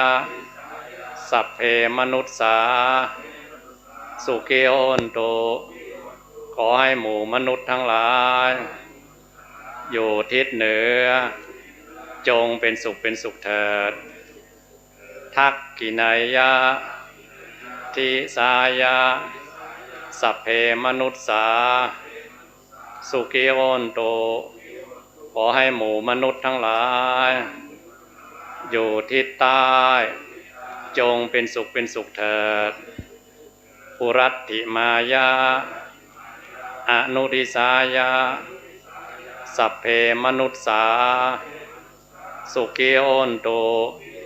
ขอให้หมู่มนุษย์ทั้งหลายอยู่ทิศตะวันออกเฉียงใต้จงเป็นสุขเถิดปัจฉิมายะอนุริสายะสัพเพมนุษสาสุขีโอนตุขอให้หมู่มนุษย์ทั้งหลายอยู่ทิศตะวันตกเฉียงเหนือจงเป็นสุขเถิดอุตตรายะอนุริสายะสัพเพมนุษสาสุขีโอนตุขอให้หมู่มนุษย์ทั้งหลายอยู่ทิศตะวันออกเฉียงเหนือจงเป็นสุขเถิดทักกินัยยะอนุริสายะสัพเพมนุษสาสุขีโอนตุขอให้หมู่มนุษย์ทั้งหลายอยู่ทิศตะวันตกเฉียงใต้จงเป็นสุขเถิดปุรัตถิมายะทิสายะสัพเพมนุษสาสุขีโอนตุขอให้หมู่มนุษย์ทั้งหลายอยู่ทิศบูรพาจงเป็นสุขเถิดปุรัตถิมายะอนุริสายะสัพเพมนุษสาสุขีโอนตุขอให้หมู่มนุษย์ทั้งหลายอยู่ทิศตะวันออกเฉียงใต้จงเป็นสุขเถิดขอให้หมู่มนุษย์ทั้งหลายอยู่ทิศอาคเนย์จงเป็นสุขเถิดทักกินัยยะทิสายะสัพเพมนุษสาสุขีโอนตุขอให้หมู่มนุษย์ทั้งหลายอยู่ทิศทักษิณจงเป็นสุขเถิดทักขินัยยะอนุริสายะสัพเพมนุษสาสุขีโอนตุขอให้หมู่มนุษย์ทั้งหลายอยู่ทิศหรดีจงเป็นสุขเถิดปัจฉิมายะทิสายะสัพเพมนุษสาสุขีโอนตุขอให้หมู่มนุษย์ทั้งหลายอยู่ทิศประจิมจงเป็นสุขเถิดปัจฉิมายะอนุริสายะสัพเพมนุษสาสุขีโอนตุขอให้หมู่มนุษย์ทั้งหลายอยู่ทิศพายัพจงเป็นสุขเถิดอุตตรายะทิสายะสัพเพมนุษสาสุขีโอนตุขอให้หมู่มนุษย์ทั้งหลายอยู่ทิศอุดรจงเป็นสุขเถิดอุตตรายะอนุริสายะสัพเพมนุษสาสุขีโอนตุขอให้หมู่มนุษย์ทั้งหลายอยู่ทิศอีสานจงเป็นสุขเถิดเหตุมายะทิสายะ สัพเพมนุษสาสุขีโอนตุขอให้หมู่มนุษย์ทั้งหลายอยู่ทิศเบื้องล่างจงเป็นสุขเถิดอุปปริมายาทิสายาสัพเพมนุษสาสุขีโอนตุขอให้หมู่มนุษย์ทั้งหลายอยู่ทิศเบื้องสูงจงเป็นสุขเถิดอย่าได้มีเวรมีภัยแก่กันและกันเลยจงเป็นสุขเถิดอย่าได้มีความพยาบาทเบียดเบียนกันเลยจงเป็นสุขเถิดอย่าได้มีความทุกข์กายทุกข์ใจเลยขอให้หมู่มนุษย์ทั้งหลายทุกทิศทุกทางทุกตัวคนไม่มีที่สุดไม่มีประมาณจงมีแต่ความสุขกายสุขใจรักษาตนของตนให้พ้นจากทุกภัยทั้งสิ้นเถิดอิตังตานะกัมมังเนปานะปัจจัยโยโหนโตโนนอิตังศีลากัมมังเนปานะโยโหนตุโนนิจังอิตังภาวนากัมมังใจโยโหนตุโนนิจังยังกินจิกุสาลังกัตตปังกัมมังสัพเพหิกาเตหิโนโมทันโตโสนันโตโอนโตเยเตวะอัสสามิงติกาตาติกายุกาสัตตานังอัตตานังปาริหารันตาสุกิตาโอนโตตุกาปามุนจันโตสัพเพสุกิตาโอนโตตุกาปามุนอิตาโอนโตตุกาปามุนจันโตสัพเพยักขาสัพเพเปตาสุกิตาโอนโตตุมุนจันโตสัพตาสุกิตาโอนโตตุกาปามุนจันโตตาโอนโตตุกาปามุนจันโตริโยปัจจายาสุกิตาโอนโตตุกาปามุนจันโตปาตินังสามิจันตุโวนั่งคุกเข่าวันตามีพุทธังสัพพังเมโตสังฆามาวันตามิธัมมังสัพพังเมโตสังฆามามิสังฆังสัพพังเมโตสังฆามาเตวันตามิการุปัจจาจาริเยสัพพังเมตาเมปันเตวันตามิทานังสัพพังเมโตสังฆามาตาเมปันเตวันตามิอัตตาสีมายังสัพพังเมโตสังฆามาวันตามิสัพพังสัพพัทธาเนสุปาติติตาเส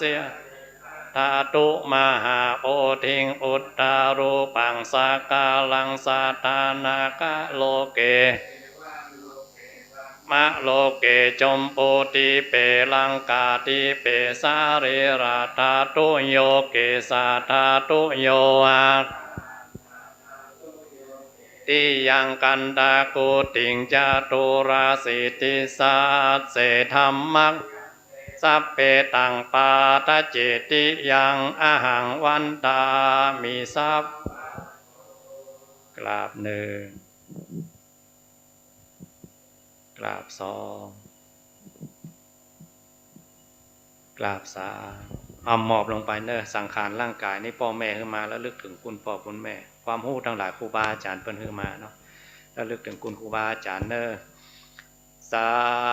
ธุวันตามิพันเตสัพพังอาปาระ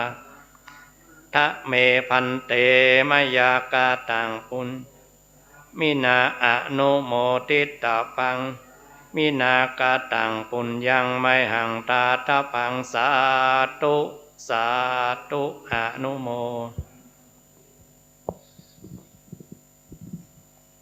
อานาปานะแม่ชีวัดพระธาตุสลีจอมตองเป็นเจ้าภาพน้องพี่แฟดพัดจื้อมาน้อย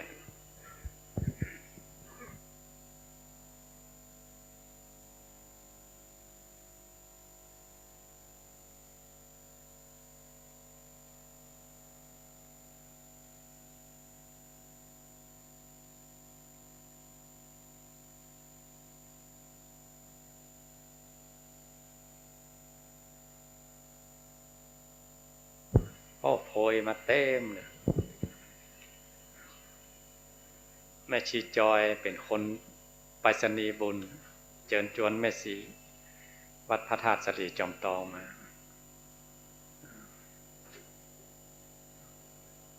เจ้าภาพน้ำปันนะอันนี้ทั้งตอนบ่ายโดยเจ้าภาพคือเฉินหวงจินฮิวและครอบครัวเฉินเจียงทังและครอบครัวโฟทีจินเชอร์มีแม่ชีจอยโอแม่ชีเกียงคำแก้วสมวางแม่ชีวัสนาแม่ชีแอนนี่แม่ชีกนกศรีอุทิศตานี่ไปเถิงคุณแม่ชีอมริลักษ์คุณแม่ชีศรีนวลคุณแม่เกษริศรีเบญจรัตน์แม่ชีดวงนภาแม่ชีปุแม่ชีสิริพรแม่ชีนวพรแม่ชีเสี่ยมใหม่คุณแม่ชีกิ่งแก้วแม่โสมแม่วรรณภาแม่ชีสุทินแม่วันนีคุณวันนีคุณธนัทคนตายนักและคนยังว่าได้ดอกโอ้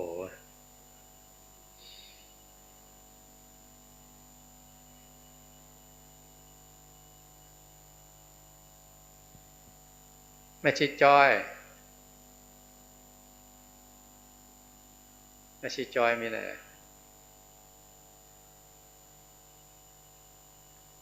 อ๋ออยู่นั่นเนาะแม่ชีจอยอู้ไทยกับวัดทอบ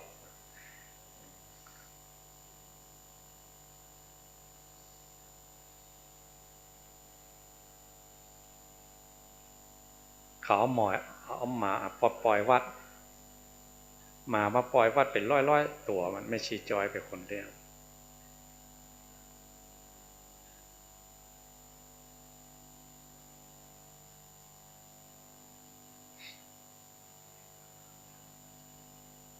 บางคนก็รำคาญเม้นหมา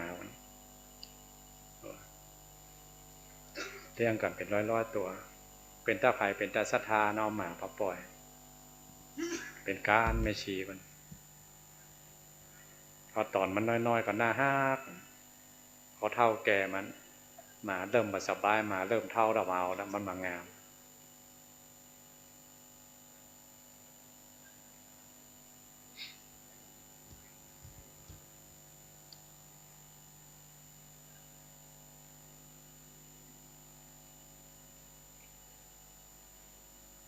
ที่อ่านชื่อมานี่หมดก็ไม่ชีจอยมาหมดไหม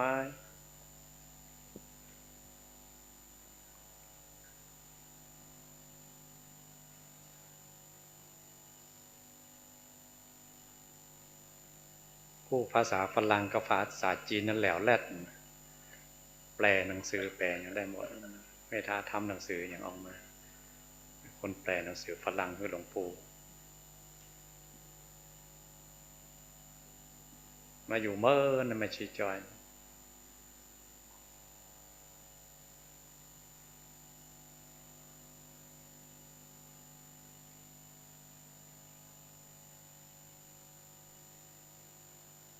มีครั้งหนึ่ง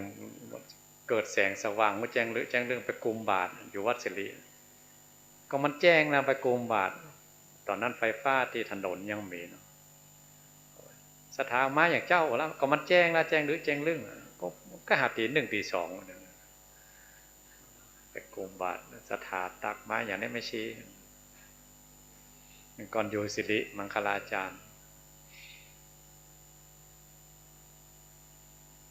เป็นลูกศิษย์หลวงปู่วัดสรีพระธาตุจอมทอง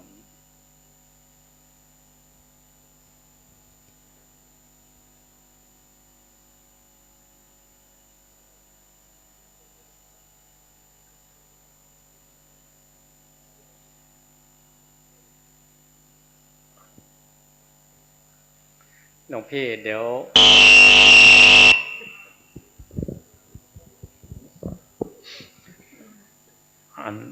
ถ้าเป็นท่านอาจารย์ธงชัยถ้าเกิดเขาพุทโธธรรมโมเนี่ย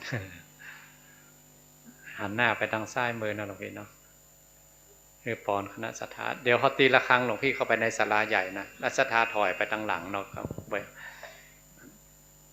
เข้าไปตอนนี้ก็ยังไม่เป็นรัตติเฉทเพราะเรายังไม่ได้สมาทานคุณหมออุตสาหตีตัวจากกรุงเทพนะครับหมออาจารย์จบแพทย์ที่มหาวิทยาลัยสงขลานครินทร์เป็นหมอใหญ่เป็นอาจารย์ของหมออีกทีหนึ่งเดี๋ยวนี้อาจารย์ไปเรียนจบที่เยอรมันแพทย์เฉพาะทางอีกอาจารย์หมอท่านเรียนทางแพทย์ทางเลือกอีกคนไหนเป็นคนไข้ของหมอหลักผู้ใหญ่นะรัฐมนตรีสมเด็จพระมหาวีระวงศ์วัดราชภาวัดอะไรมันวัดสัมพันธวงศ์นะคุณหมอรักษาจนสังขารท่านไม่ไหวจนอายุเป็น100 ปีรักษาได้อายุ80 กว่าท่านผู้เฒ่ารักษายากมากจนสิ้นอายุไขคุณหมอจะไม่แนะนำเรื่องสุขภาพร่างกายเราเรื่องกินเรื่องอยู่นะเรื่องฉันเรื่องอยู่ยังไงให้รักษาสุขภาวะร่างกายให้ดีนะเป็นเนื้อนาบุญให้โยมศรัทธาพอเนอร์บุญ2 หน้าพอเขาทั้งหลายเนาะได้หวานลงเนื้อนาบุญของโลกแม่ชีจอยเป็นไปรษณีย์บุญตัวเองก็เป็นเจ้าภาพพร้อมด้วยป้าแม่ชีครูบาอาจารย์ศิษย์รุ่นพี่ๆน้องๆมาทำบุญกับครูบาอาจารย์อนุโมทนาเนอตั้งความปรารถนาอันใดทั้งโลกทั้งธรรมต่อหน้าครูบาอาจารย์จึงเป็นเนื้อนาบุญของเขานี่เนาะเสียงสดๆนะหลวงพี่เนาะสัพพโรกาเวเนโมนโต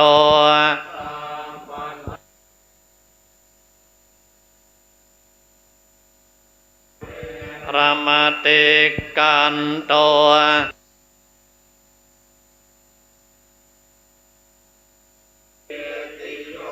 เววัจจันโตสัม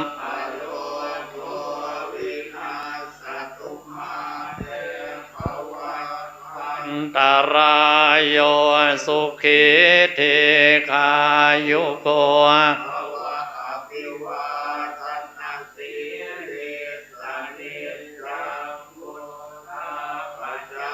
อิโนจัตตา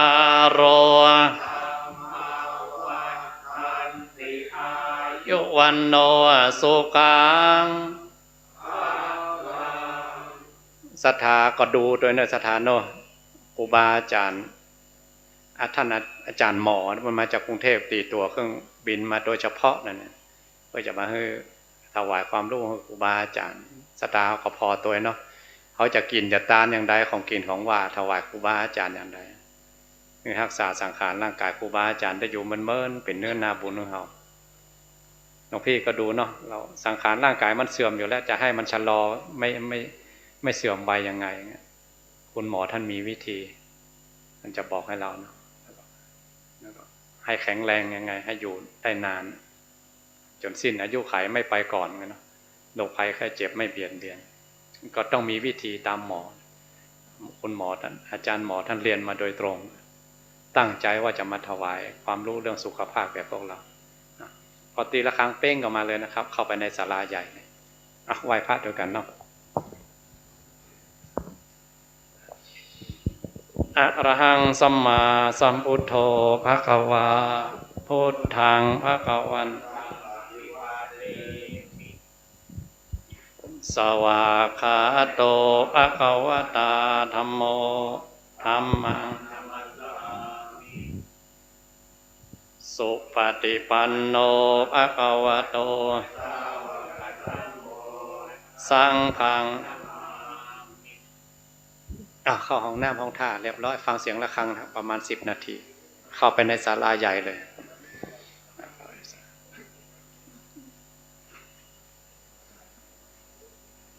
ศรัทธาก็ฟังด้วยเนอะฟังเรื่องสุขภาพร่างกายท่านอาจารย์ท่านพระครูพิพัฒน์ธีรพรนั่นสอนเรื่องจิตเรื่องใจรักษากายรักษาใจตั้งธรรมะเนาะอันนี้อาหารตั้งสังขารร่างกายอยู่อย่างใดให้มีสุขคุณหมอไปมันแนะนำวิธี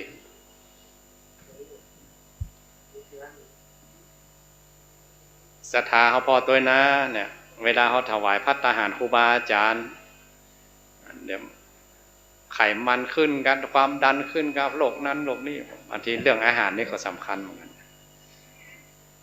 ตุเจ้าก็ตามใจศรัทธาเนี่ยศรัทธาเพิ่นตานอย่างได้ก็ฉันอย่างอ่าน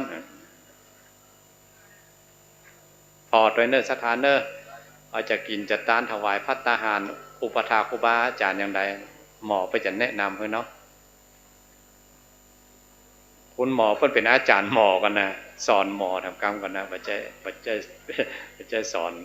คนธรรมดาอาจารย์หมอสอนหมอกันนั้น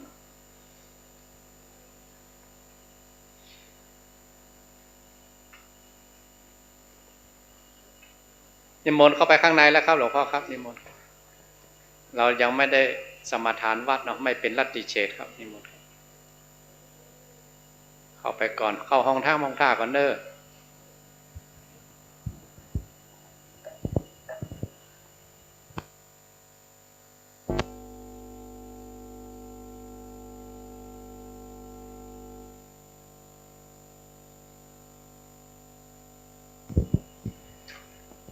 ก็ดูนะพระอาจารย์สุพรรณนะให้เวลาให้10 นาทีก็ให้สัญญาณระฆังได้เลยขับเดินทางมาแล้วนะเมื่อกี้ท่านไปทัศนศึกษาครับ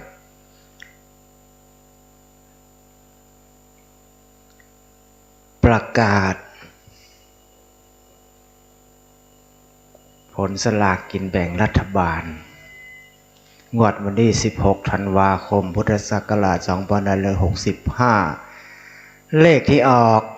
แดกมันเป็นยังไงดีเนาะเลขที่ออกมันออกมาแดกเนี่ยมันไม่เหลือไงเนาะ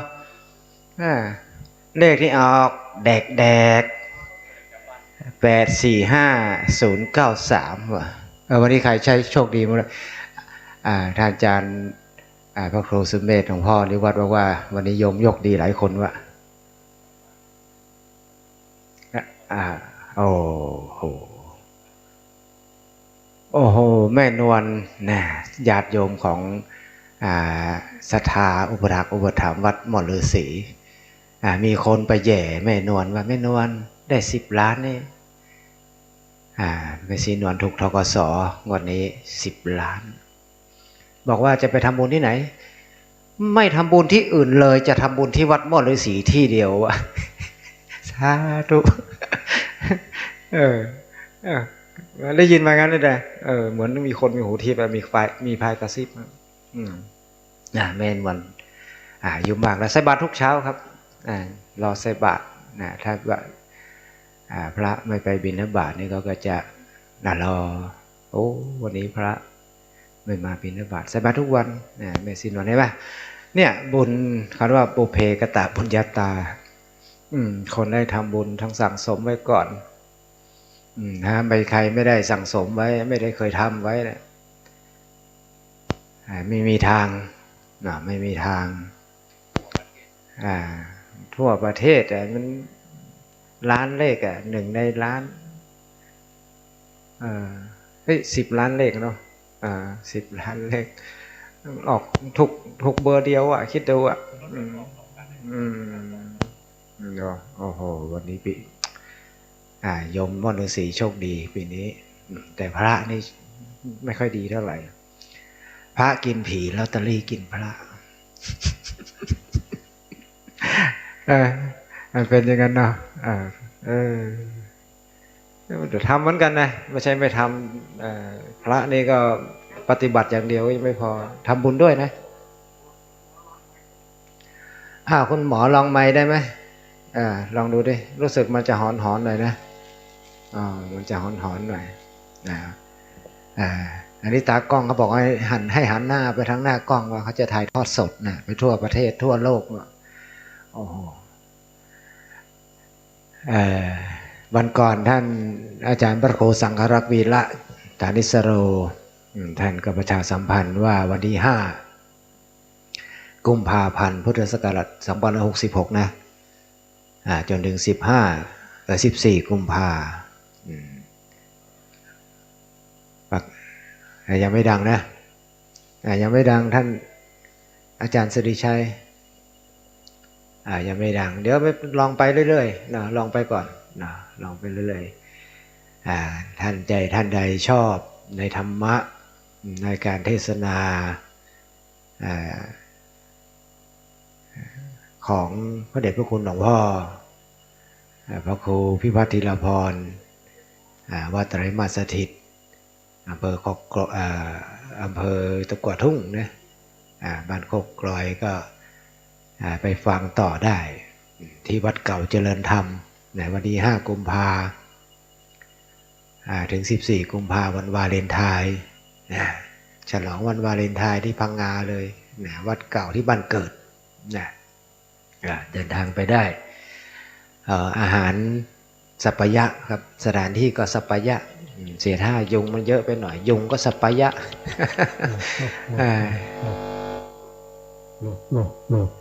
กำลังลองใหม่ไปเลยนะพูดถึงเรื่องการทำบุญบุพเพกตปุญญาตาถ้าเราได้สั่งสมบุญมามากหลวงพ่อพระเดชพระคุณหลวงพ่ออาจารย์หลวงพ่อนิวัฒน์ได้บอกว่าเราเป็นลอดตาข่ายพยานขององค์สมเด็จพระสัมมาสัมพุทธเจ้าไปอยู่ตรงไหนไม่รู้ไม่เข้าข่ายเลยแสดงว่าไม่ได้ทำไว้เยอะไม่ได้ทำบุญไว้มากดังนั้นก็ช่วงนี้ก็เริ่มต้นสะสมบุญไปอย่าหมิ่นประมาทบุญกรรมว่ามีน้อยนะมันจะค่อยตอบต้องสนองผลนะค่อยๆทำไปเมื่อเต็มเหมือนตุ่มน้ำอยู่กลางรับสายชนเนี่ยคงโทนด้วยอุทกด้วยตกลงเนี่ยท่านพูดงั้นนะเมื่อบุญกุศลเราเต็มมันก็ตอบสนองเราเอง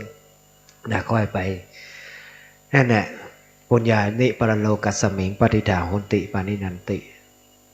หลวงพ่อพูดบ่อยๆหลวงพ่อนิวัฒน์บุญเท่านั้นที่จะตามเราไปเนี่ย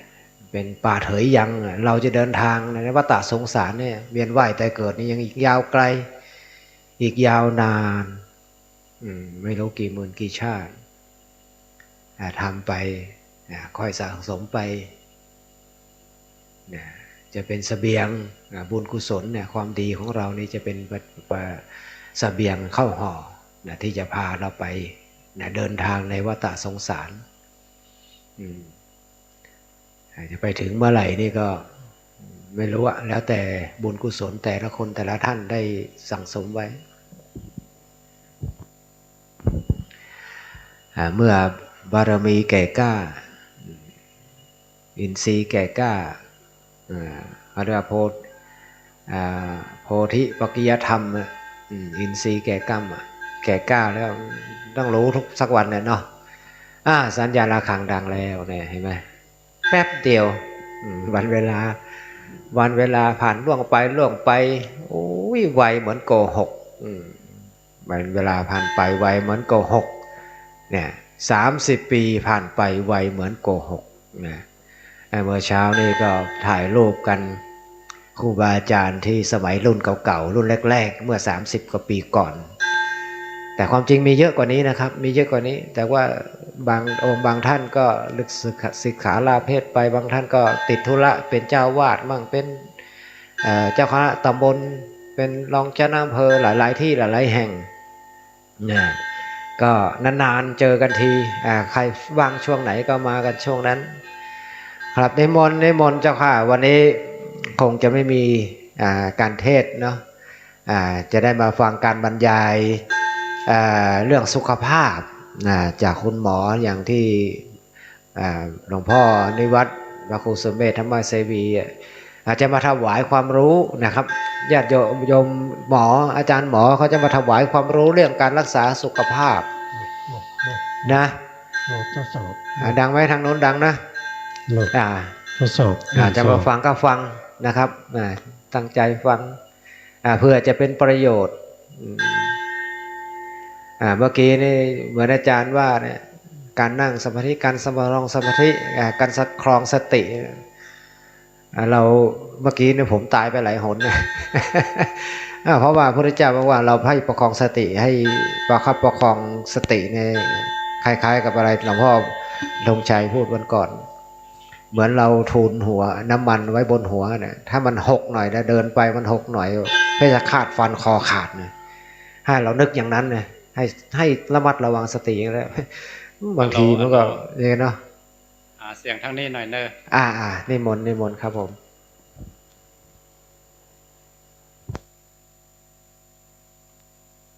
มนครับมน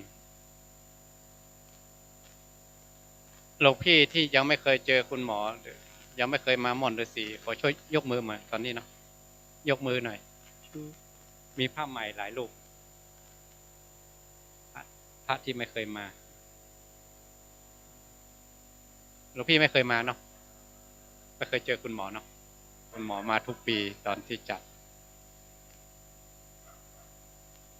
หลวงพี่มาอยู่ทั้งหน้าเนี่ยนะ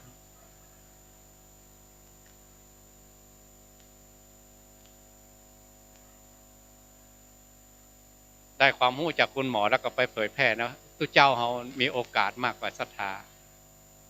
บอกอย่างศรัทธามันเชื่อเกิดจากปากตุเจ้าเอากรรมคุณหมอไปทำกรรมหนึ่ง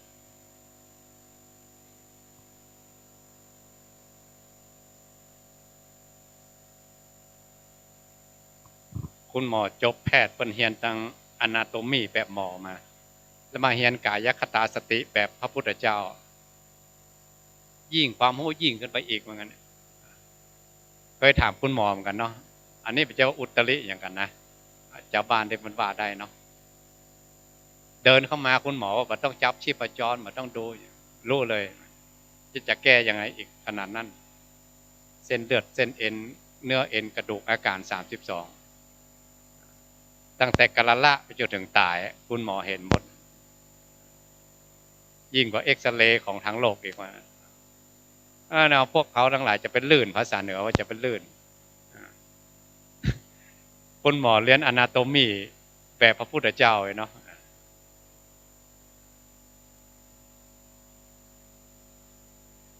ครั้งหนึ่งที่คุณหมอบอกว่ามันจะเป็นเจ้ากรรมนายเวรเขาเอามีดมาตัดหัวเลยอาจารย์เอาไปเลยมอบกายถวายชีวิตให้ไปเลยมันก็ตัดจริงๆว่างั้นมันตัดจริงๆตัดหัวขาดเลยอันนี้มันเรื่องที่คุณหมอเล่าให้ฟังคุณหมอไปเจ้าว่าเรียนแต่ทางโลกอย่างเดียวเรียนกายคตาสติของพระพุทธเจ้าโดยระลึกถึงคุณครูบาอาจารย์มอบถวายความรู้ที่คุณหมอได้เรียนมาเดี๋ยวจะว่าไปเลยนะมันมีหลักวิชา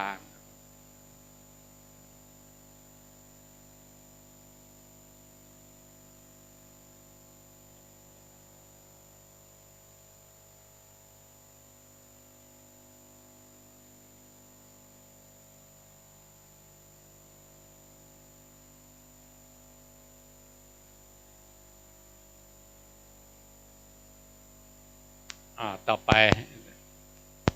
เอาไหว้พระกันก่อนเนาะหันหน้าไปพระ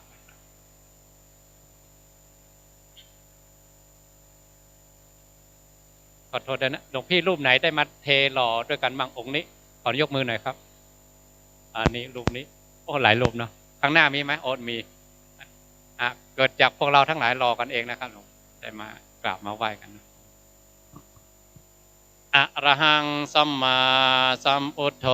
ภะคะวาพุทธังภะคะวันตังอภิวาสวากขาโตภะคะวะตาธัมโมธัมมังนามา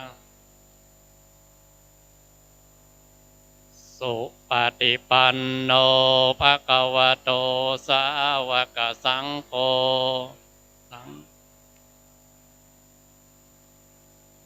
อันนามยังพุทธะภะคะวะโตปุพพากนมการังกโรมะเสนะโมวะโตอะระหะโตสัมมาสัมพุทธัสสะนะโม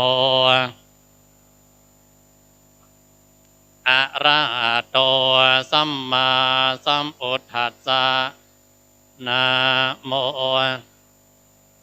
คะวะโตอะระหะโตสัมมาสัมพุทธกราบหนึ่งกราบสองกราบสามเอาได้ฝึกฝนมาจากท่านอาจารย์ท่านพระครูพิพัฒน์ธีรพรความอดทนเนาะเอาบาเสียมารยาทวัดถ้ายังบ่จบเขาก็บ่ลุกเลยกัน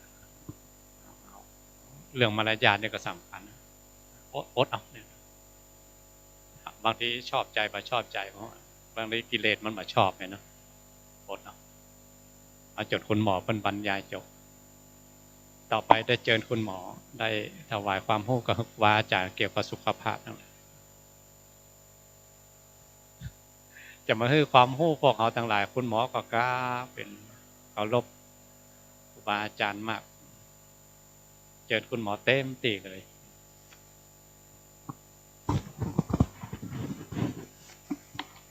กราบนมัสการ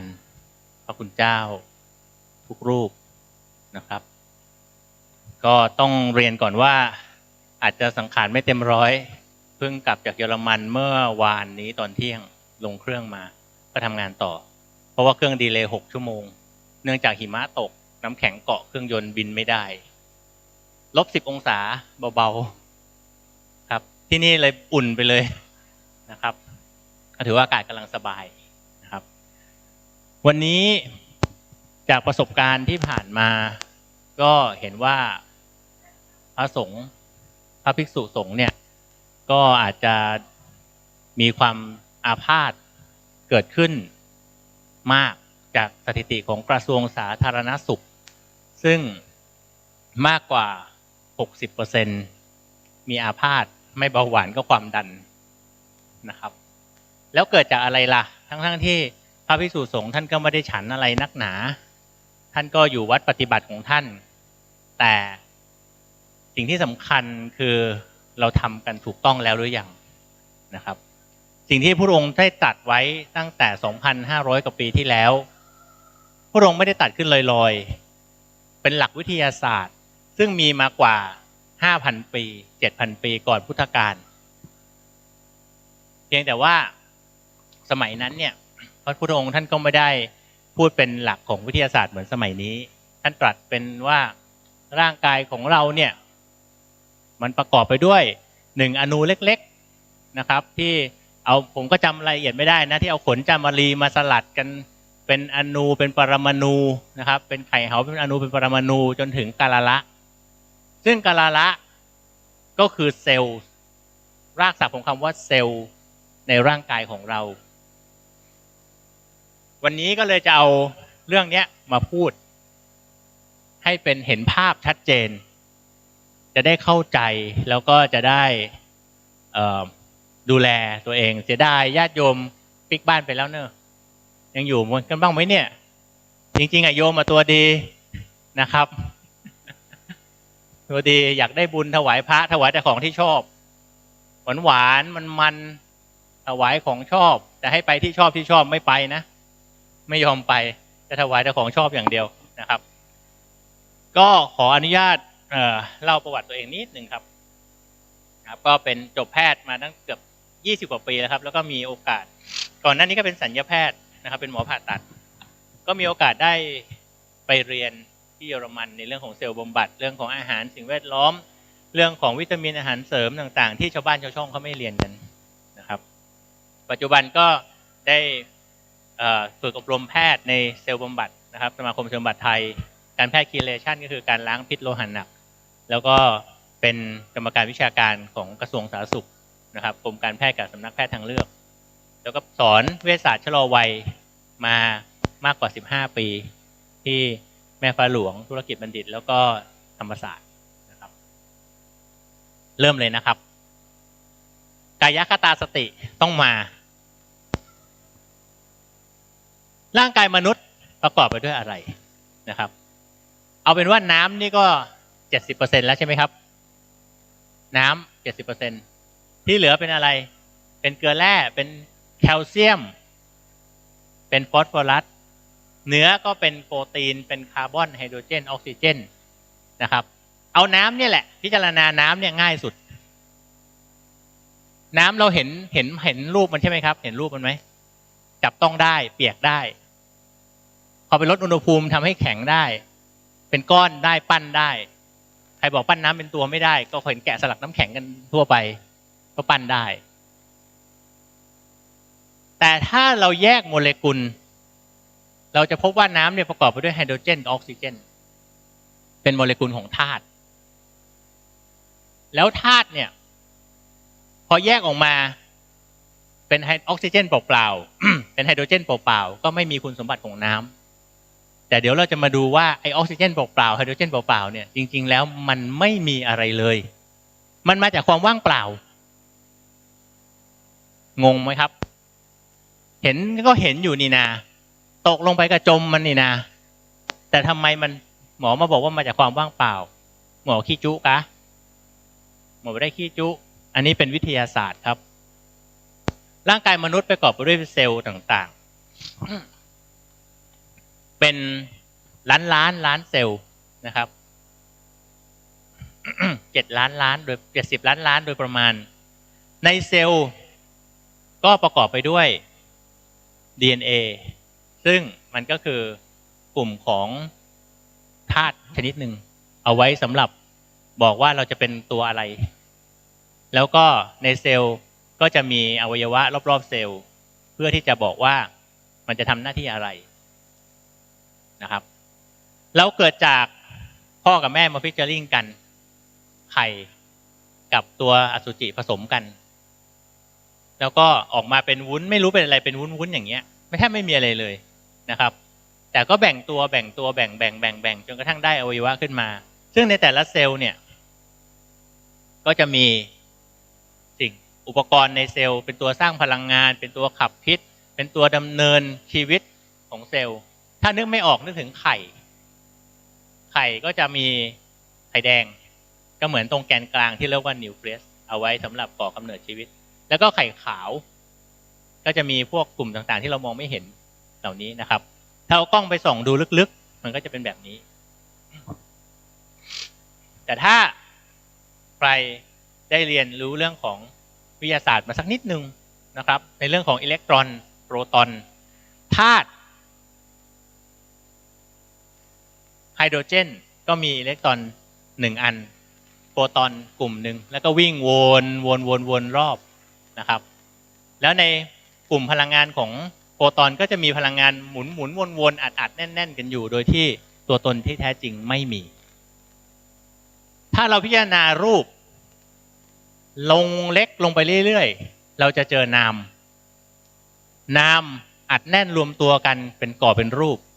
คิดง่ายๆอย่างคอมพิวเตอร์อย่างภาพพวกนี้หมอเอาภาพไปเสียบไว้ในคอมพิวเตอร์หรือเปล่าเอากระดาษไปเสียบไว้ไหมก็ไม่ใช่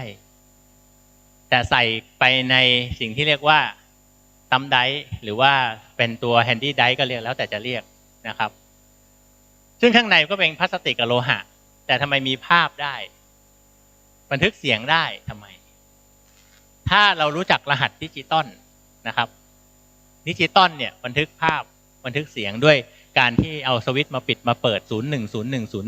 010101ถ้าพิจารณาให้ดีจิต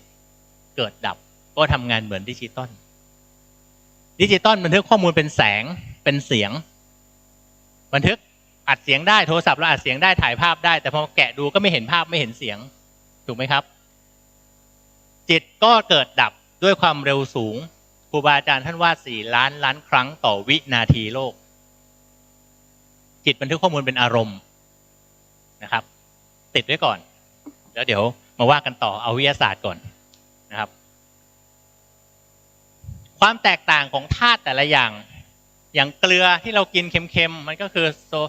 โซเดียมกับคลอรีนหรือคลอไรด์นะครับอย่างเนื้อที่เรากินกันจิ้นเนี่ยก็เป็นคาร์บอนไฮโดรเจนออกซิเจนไนโตรเจนอย่างน้ำตาลก็เป็นคาร์บอนไฮโดรเจนออกซิเจนอย่างไขมันก็เป็นออกซิเจนไฮโดรเจนมาบวกกับคาร์บอนมีแค่นี้ไม่ได้มีอะไรเลยความต่างของธาตุอยู่ที่ปริมาณอิเล็กตรอนที่วิ่งวนอยู่รอบโปรตอนถ้าจะพิจารณาดีๆลองพิจารณาดูดีๆนะครับไม่ว่าจะเล็กระดับอะตอมไม่ว่าจะใหญ่ระดับมหาจักรวาลใช้ระบบเดียวกันไม่แตกต่างนะครับไม่แตกต่างโปรตอนก็จะมีตัวหมุนอยู่ข้างในวิ่งวนหมุนติ้วอยู่ข้างในโดยอะไรที่จะต้องรักษาสมดุลจะต้องหมุนทั้งสิ้นโลกหมุนไหมครับ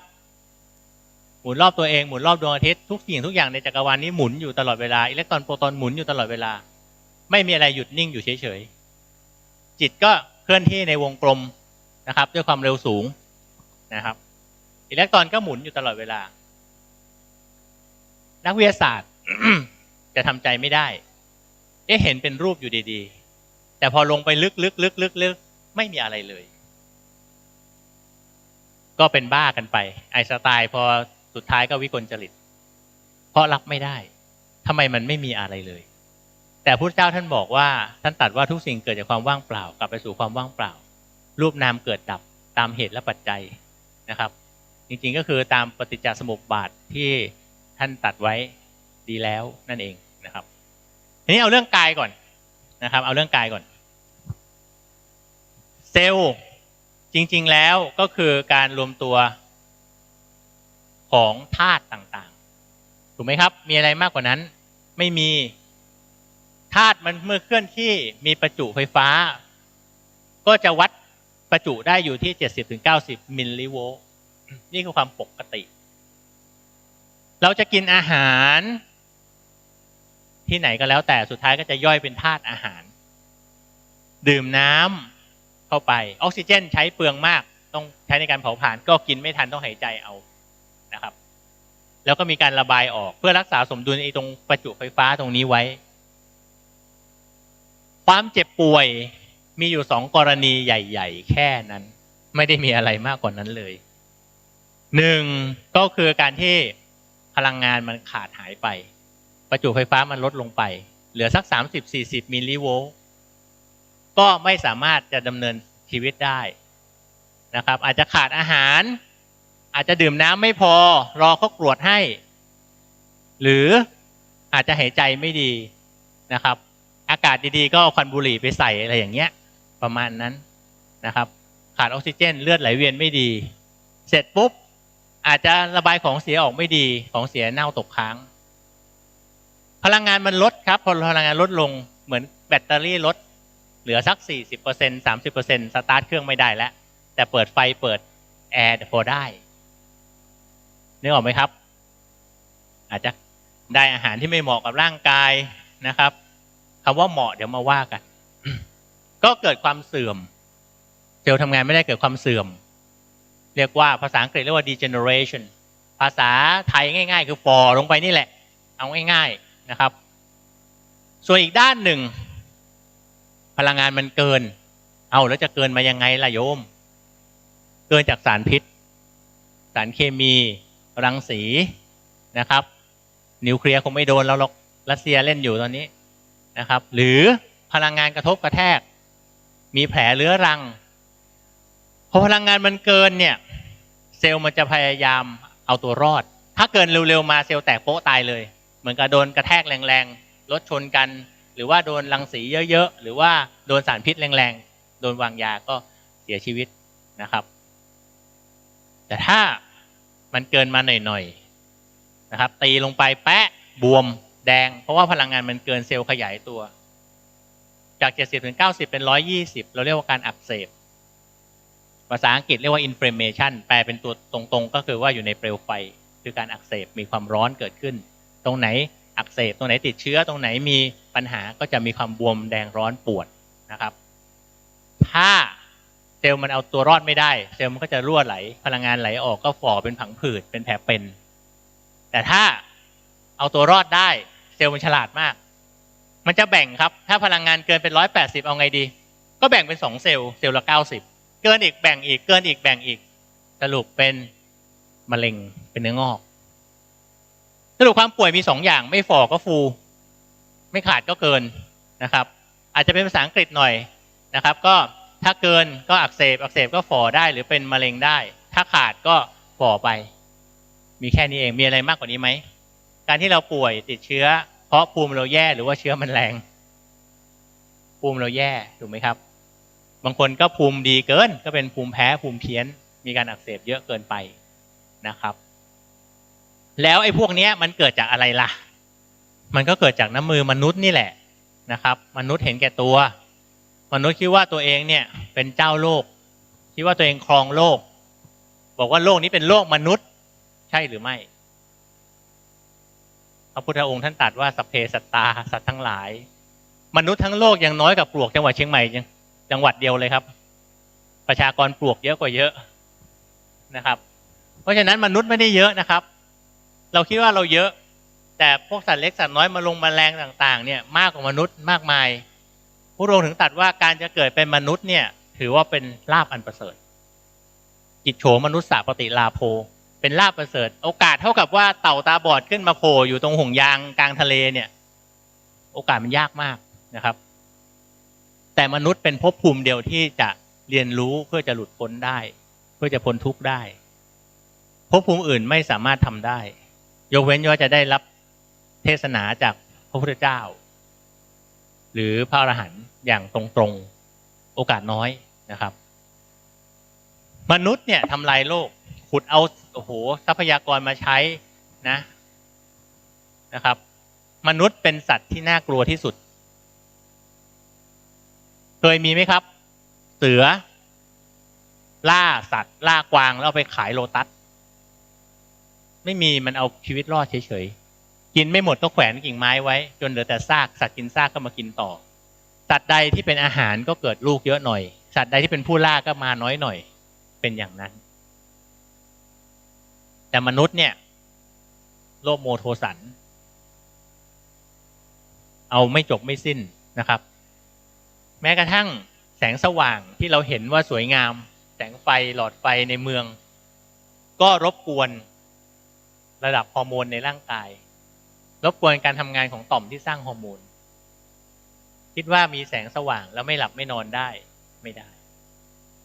ไม่มีแสงใดสู้พระอาทิตย์ได้นะครับแถวเนี้ยกรุงเทพก็มีเชียงใหม่ก็มีนะครับมีทุกที่นะครับมีทุกที่ใครเป็นคนทำแต่เราเลี่ยงได้ไหมเราเลี่ยงไม่ได้เราก็ต้องเอาตัวรอดอีกให้ได้เราเลี่ยงมลพิษต่างๆเหล่านี้ไม่ได้นะครับแต่ครูบาอาจารย์ที่ท่านอยู่ป่าปีกวิเวกก็ถือว่าโชคดี นะครับการแพทย์ทั้งหลายแหล่ที่เรียกว่าแพทย์ทางเลือกก็คือการพยายามปรับสมดุลของร่างกาย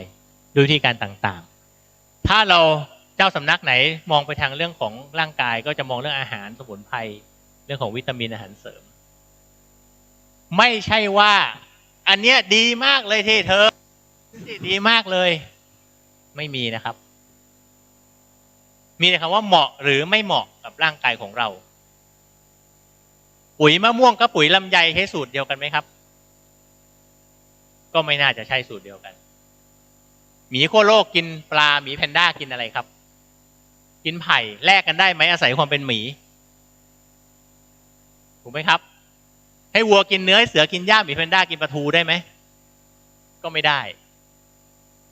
ความเหมาะสมของอาหาร ก็ขึ้นอยู่กับร่างกายของเราก็จะมีการแบ่งแยกให้เข้าใจได้ระดับหนึ่งเดี๋ยวจะเรียนให้ทราบนะครับไม่มีสิ่งใดที่ดีเลิศโอ้โหดีมากรักษาทุกโรคไม่มีเท่าที่เจอมามีอย่างเดียวที่เป็นสมุนไพรวิเศษรักษาได้ทุกโรคชื่อว่าภาษาอังกฤษว่า moonflower แปลเป็นไทยว่าดอกไม้จันทร์ครับรักษาทุกโรคจริงๆนะครับมันจะมีที่ขึ้นของเขาอยู่เขาจะขึ้นบันไดกลางแล้วลงบันไดข้าง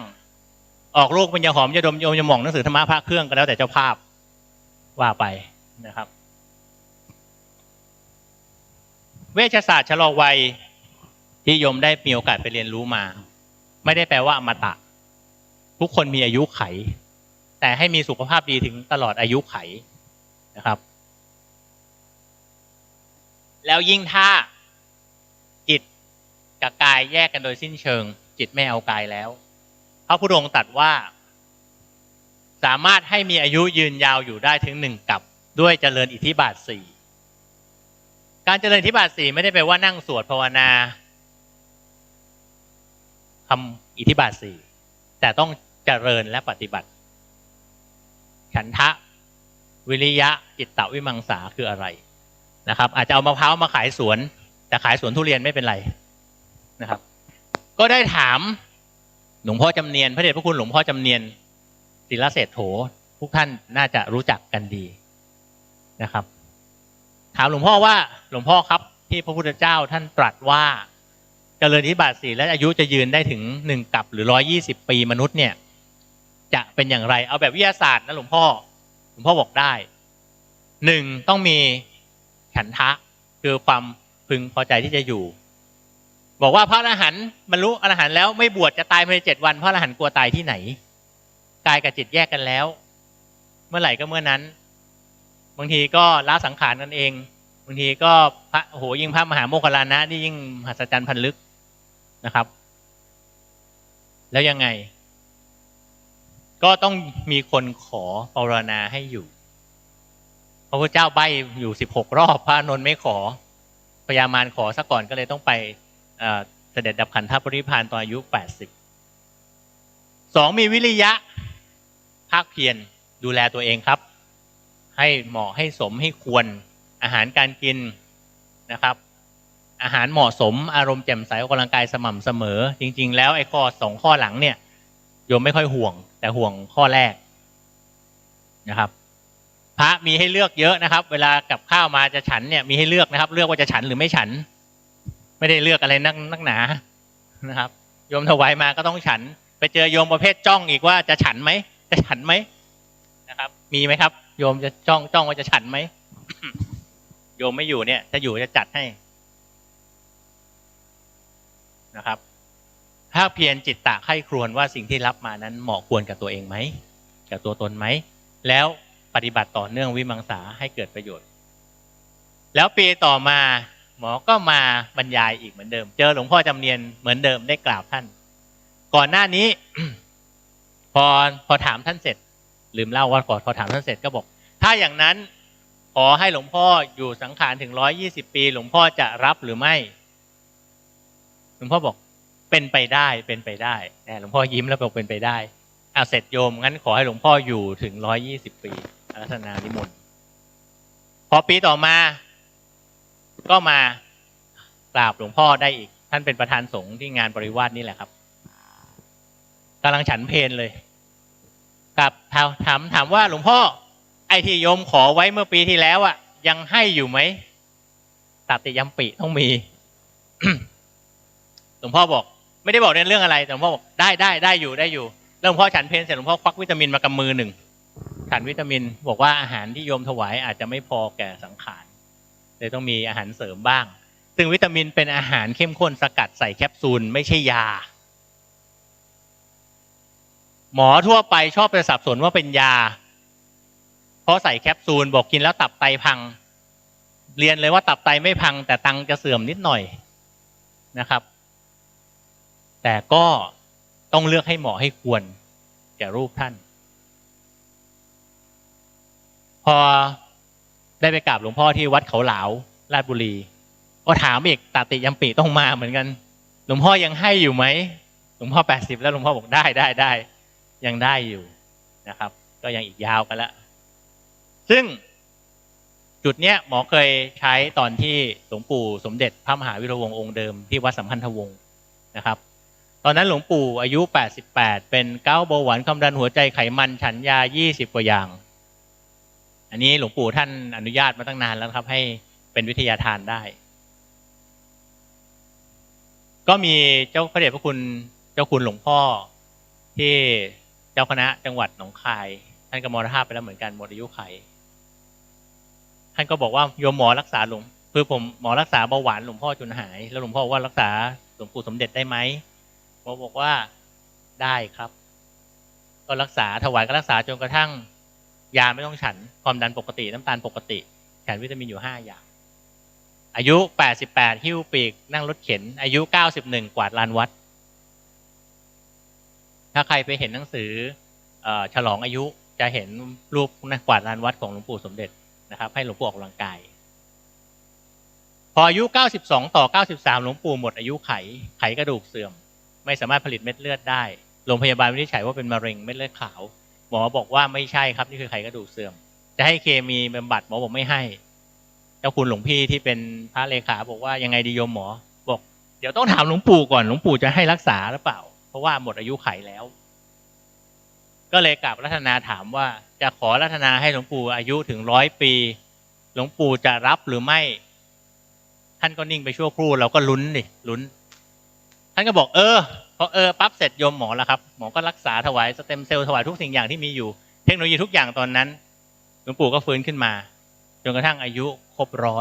100ก็ได้ไปกราบอาราธนาบอกว่าหลวงปู่ได้ให้แล้วโยมกราบขอบพระเดชพระคุณจากนี้ไปแล้วแต่อัธยาศัยแล้วหลวงปู่ก็ละสังขารไปตอนอายุ100 ปี11 เดือนไม่ยอมให้101นะครับกลัวว่าจะผิดที่โยมขอไว้100 ปีกับ11 เดือนนี่คือวีรกรรมแต่ก็ไม่บอกใครครับเขาไปถวายการรักษาก็เฉยๆเนียนๆหมอโรงพยาบาลถามก็ไม่สนใจนะครับงุบงิบกับท่านเจ้าคุณหลวงพี่อยู่แต่ก็หลวงปู่ก็อยู่มาได้นะครับตามที่พระองค์ท่านตรัสไว้ก็คือมีฉันทะต้องขอกันก่อนนะครับแต่การจะขอได้นั้น ก็ต้องมีบุพกรรมที่กระทำร่วมกันมามีครูบาอาจารย์จากพม่านะครับพระอัคคยานะซึ่งเป็นพระทรงจำพระไตรปิฎกก็คือเหมือนสมเด็จบ้านเราท่านก็สังขารจะไปแหล่ไม่ไปแหล่ก็ให้โยมที่อุปถากนั่นแหละขอท่านรับตอนนี้ก็ฟื้นตัวกลับมาแล้วนะครับแล้วบุญนั้นโยมที่เป็นมะเร็งก็เริ่มดีขึ้นนะครับทีนี้ถ้ามองไปทางเรื่องของโครงสร้างร่างกายนะครับทุกวันนี้โครงสร้างอะไรครับสังคมก้มหน้าจะก้มไปทำไมยกขึ้นมาดิให้หน้าตรงๆนะครับคอจะได้ไม่พังกระดูกคอเสื่อมกันแต่เด็กเลยเดี๋ยวนี้นะครับก้มดูโทรศัพท์กันยกขึ้นมาครับยกขึ้นมาต้องใช้ก็ต้องยกขึ้นมาก็จะมีการจัดกระดูกมีการนวดนะครับแล้วแต่แบบแผนไหนจะนวดวัดโพนวดญี่ปุ่นนวดจีนมันมีวัฒนธรรมเข้ามาแทรกอยู่เสมอหรือจะใช้สมาธิเข้าร่วมเช่นโยคะนะครับหรือใช้พลังงานล้วนๆเช่นพวกพลังกายทิพย์พลังจักรวาลก็ว่าไปได้หมดขอให้ปรับสมดุลให้ได้มุมมองมันเป็นอย่างนี้ครับความดันโลหิตสูงหมอที่โรงพยาบาลมักจะบอกว่าไม่หายนะต้องกินยาตลอดชีวิตรักษาไม่เป็นอย่าพูดขอร้องนะครับอาจจะอวดอ้างไปหน่อยแต่ก็เอาจริงครับผมปากหมาอย่างนี้แหละรอดมาได้ก็เก่งแล้วนะครับพอดีเรียนหมอไปด้วยเรียนมวยไปด้วยสำนักมวยไทยหัตถยุทธสำนักดาบเมืองหัดใหญ่แต่เรียนดาบมาไม่เคยได้ทะเลาะกับคนเลยทะเลาะกับผีตลอดที่วัดนี้ก็เป็ดเดินกันเพ่นพ่านไม่รู้ท่านเจอกันบ้างหรือเปล่ายังอยู่ไหมครับอาจารย์เป็ดวัดนี้ตอนนั้นมันนอนที่ศาลากลางเต็นท์นอนในศาลาแมวล้อมรอบเต็นท์มาจากไหนไม่รู้กลางคืนได้ยินเสียงวีดลั่นเลยชะโงกไปดูโอเคเข้าใจแล้วพอนอนแป๊บเดี๋ยวเช้าแผ่เมตตาให้นะคือความดันเนี่ยมันไม่ใช่โรคในมุมมองของแนวแพทย์ทางเลือกเราเพราะว่าอะไรครับหัวใจเป็นปั๊มน้ำเส้นเลือดเป็นท่อน้ำใช่ไหมครับถ้ารูมันเหลือแค่นี้มันอักเสบมันมีตะกันมันมี ไขมันมาเกาะเนี่ยถามว่าหัวใจเจ้าจะยะจะใดถึงจะปั๊มเลือดส่งไปให้ปั๊มอาหารส่งไปให้เซลล์ได้เฮ็ดอย่างนอทำหรือนี่นะครับก็ต้องปั๊มแรงขึ้นถูกไหมเล่าหัวใจปั๊มแรงขึ้นเอากลัวปั๊มพังกลัวหัวใจแย่กลัวท่อแตกก็กินยาลดแรงปั๊มกับยาขยายท่อสรุปโอเคตัวเลขสวยแต่เซลล์ต่างๆก็ขาดออกซิเจนขาดอาหารก็เสื่อมสิครับจะเหลือไหมเล่าสมองเสื่อมไตวายตาบอดจะเอาอะไรก่อนกินยาตลอดชีวิตเส้นเลือดเราสร้างใหม่ได้ล้างได้เวลาที่เราจ่อยๆผอมๆนะครับเส้นเลือดก็แทบไม่มีแต่พอเราออกกำลังกายโอ้ยเส้นเลือดมาจากไหนไม่รู้ไปซื้อมาจากโลตัสหรือไง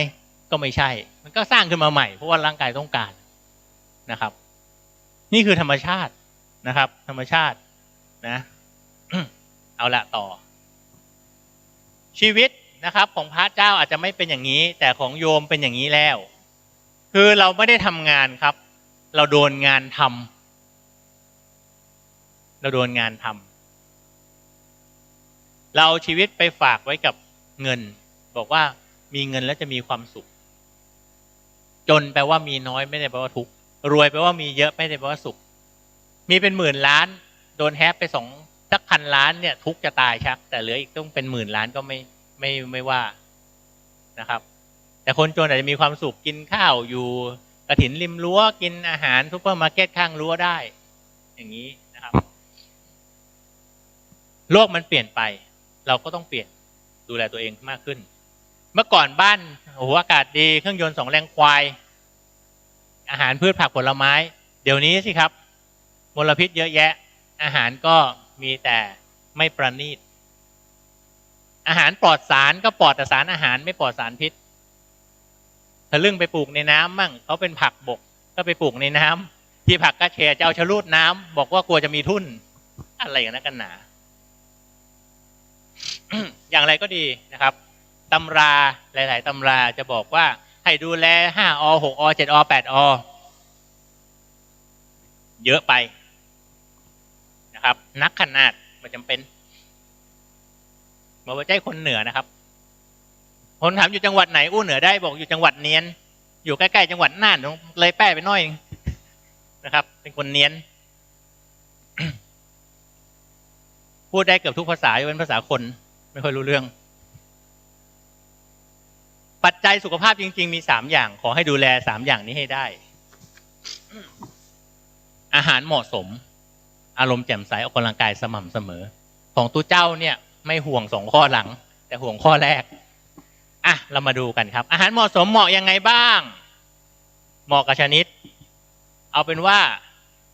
ผลเลือดเนี่ยคือมันเยอะไปต้องไปตรวจเสียตังค์แต่ว่าถ้าหมู่เลือดเนี่ยเป็นการวิจัยคือสมัยโบราณเนี่ยนะครับเอาใครเลือดกรุ๊ปโอครับทุกเจ้าองค์ใดเลือดกรุ๊ปโอยกมือครับรู้กรุ๊ปเลือดตัวเองไหมครับเนี่ยยกมือกรุ๊ปโอกรุ๊ปโอเป็นกรุ๊ปโบราณกรุ๊ปดึกดำบรรพ์โอแปลว่า0คือไม่มีแอนติเจนไม่มีอะไรเลยมีแต่ภูมิต้านทานดีแข็งแรงต้องกินเนื้อสัตว์กินผักใบเขียวกินข้าวนิดเดียวก็พอแล้วเอาหลักจริงๆกรุ๊ปโอฟังดีๆนะครับไม่เปรี้ยวไม่แป้งไม่ปังไม่มันไม่นมเพราะว่ากระเพาะมีกรดเยอะย่อยเนื้อมาตั้งแต่ตั้งแต่สมัยดึกดำบรรพ์กินเปรี้ยวมากไม่ได้กินแป้งไม่ย่อยกลายเป็นแก๊สแป้งแปรรูปบะหมี่มาม่าพาสต้าขนมปังคุกกี้เบเกอรี่ต่างๆซาลาเปาข้าวขนมจีบน้ำโกโรตีกินมากไม่ได้มันไม่ย่อยมันของทอดต้องเลี่ยงนะครับแต่ทอดกฐินทอดพระป่าไม่ว่ากันแต่ของทอดอาหารทอดต้องเลี่ยงของมันเลี่ยงได้ก็ดีกินแต่ของเราฉันแต่ของเราพออย่าฉันของมันแล้วก็นมเนี่ยตัวแสบฉันไปนี่เป็นก้อนขึ้นมาเลยครับกดไหลย้อนก็เป็นแถวกินจีนครับกินเนื้อสัตว์กินผักใบเขียวพุทธองค์ท่านไม่ได้บอกให้เรากินเจท่านตรัสว่าให้เรากินเจอสิ่งที่เหมาะก็กินนะครับก็ฉันต่อมามนุษย์ก็มาอยู่รวมกันเป็นกลุ่มเป็นก้อนมนุษย์ก็ปลูกพืชปลูกธัญพืชรู้จักคำว่าธัญพืชใช่ไหมครับก็มีพวกข ข้าวสาลีพวกอะไรต่างๆซึ่งมีความเหนียวระดับหนึ่งโปรตีนบนธัญพืชท่านนึกไม่ออกนึกถึงรัดหน้าเหนียวเปินนั้นน่ะมันก็ทำให้ลำไส้เรามีความเปลี่ยนแปลงเกิดแอนติเจนตัวแรกขึ้นมาไปแปะบนเม็ดเลือดก็ตั้งชื่อว่า A เพราะฝรั่งมันเจอถ้าคนไทยเจอจะตั้งชื่อกอไก่ไม่รู้ใครกรุ๊ป A ครับยกมือน้อยจังกรุ๊ป A จะย่อยโปรตีนได้ไม่ดีเพราะกินธัญพืชมานานก็จะต้องกินอาหารเกือบมังสวิรัติถ้ามังสวิบัติเหนื่อยครับคนกรุ๊ป A ก็จะหุ่นผอมๆหน่อยบางๆหน่อยแต่ถ้าปล่อยตัวฉันแป้งเยอะก็จะเป็นผอมเพรียวแต่พุงพรุ้ยที่ปุ่มหลวงแต่หลวงว่านั่นนะต่อมามนุษย์ก็มาอยู่ในยุคอุตสาหกรรมมีสารพิษมีการใช้พวกปิโตรเลียมใช้เคมีใช้อาหารกระป๋องอาหารแปรรูปไส้กรอกแฮมแหนมหมูยอกุนเชียงกรุ๊ป B ก็จะมีความไวกับสารพิษเป็นภูมิแพ้ได้ง่ายใครกรุ๊ป B ครับยกมือกรุ๊ป B จะต้องเลี่ยงอาหารที่แปรรูปเช่นไส้กรอกแฮมแหนมหมูยอกุนเชียงกรุ๊ป B จะต้องเลี่ยงอาหารที่เข้าฮอร์โมนถ้าเป็นผู้หญิงจะมีความเสี่ยงกับมะเร็งเต้านมรังไข่มดลูกผู้ชายก็จะเสี่ยงต่อมะเร็งลูกหมากได้ง่ายเพราะเป็นฮอร์โมนกรุ๊ป B ก็ต้องเลี่ยงถั่วเหลืองครับน้ำเต้าหู้โยมถวายมาก็มองนิดนึงแต่นิดเดียวมะพร้าวนะครับนะโดยเฉพาะน้ำมะพร้าว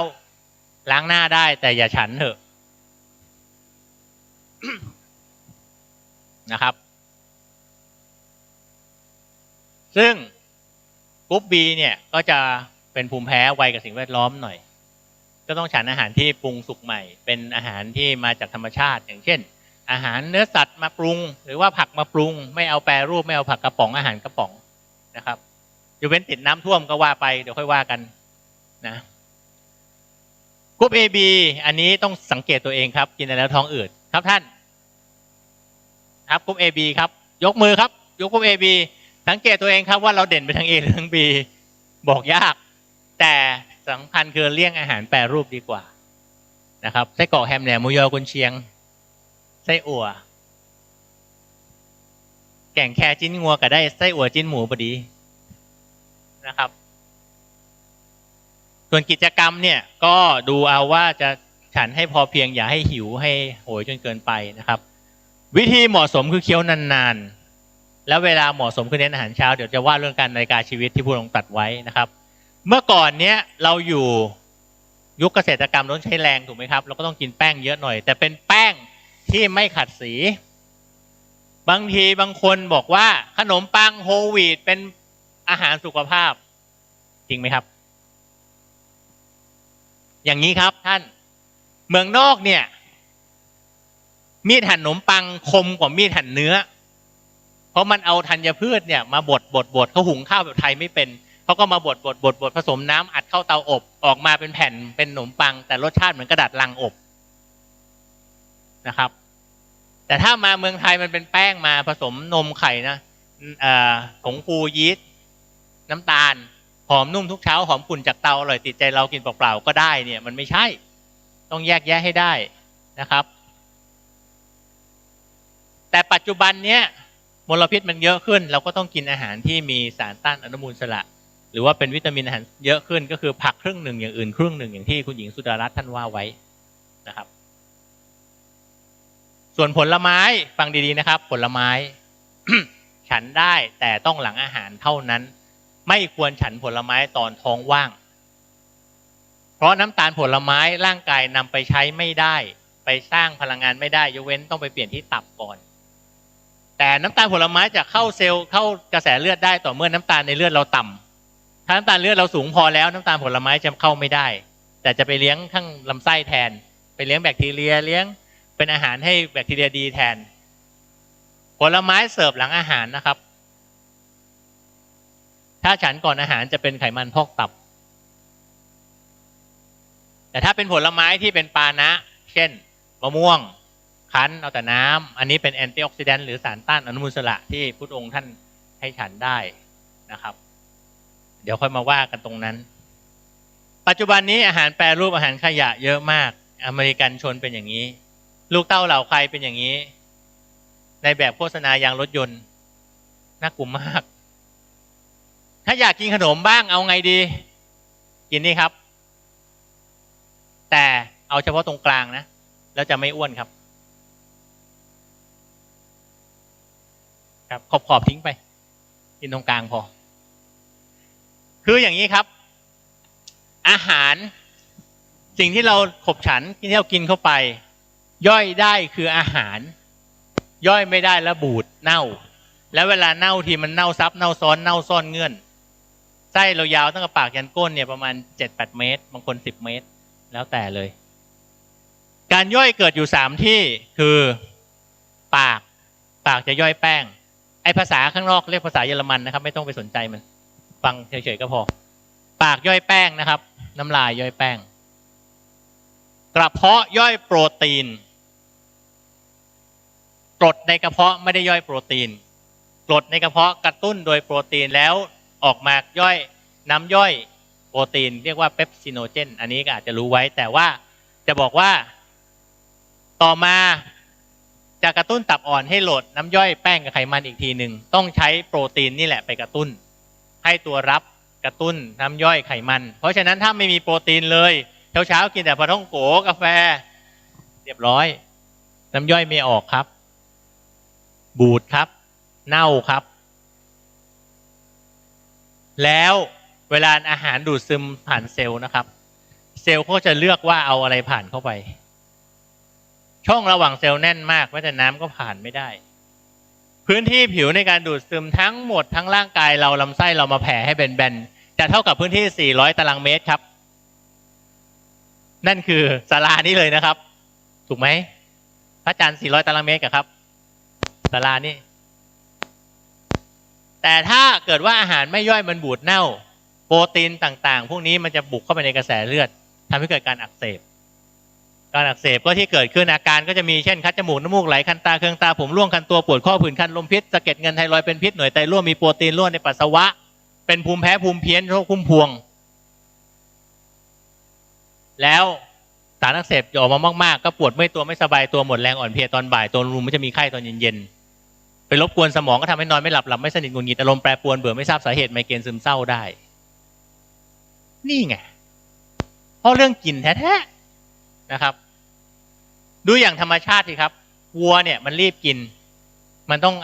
อาศัยว่าระวังภัยหนีศัตรูก็กินไปก่อนกลืนลงไปปุ๊บ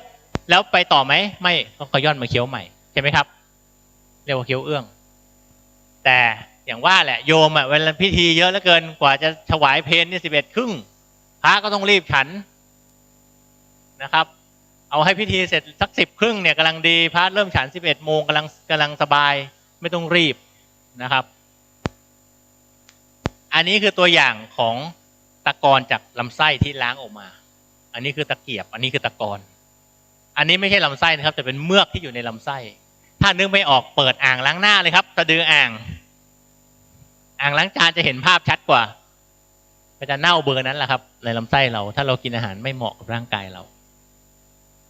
นะครับอาการก็จะอย่างที่กล่าวมาเมื่อสักครู่อารมณ์แปรปรวนก็มีได้นะครับ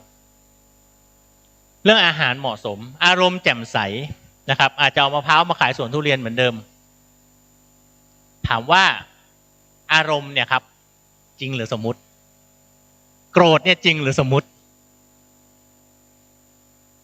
ความไม่พอใจความขุ่นเคืองใจจริงหรือสมมุติครับอารมณ์ติดบ่วงความคิดติดบ่วงภาษาคือสิ่งสมมุติที่มนุษย์สมมุติขึ้นมาคุยกันแล้วด่าใครเป็นภาษารัสเซียได้ไหมครับโกรธลำพีลำพันเป็นภาษาฮีบรูได้ไหมครับขนาดโวยวายภาษาบาลียังยากเลยครับใช่ไหมครับ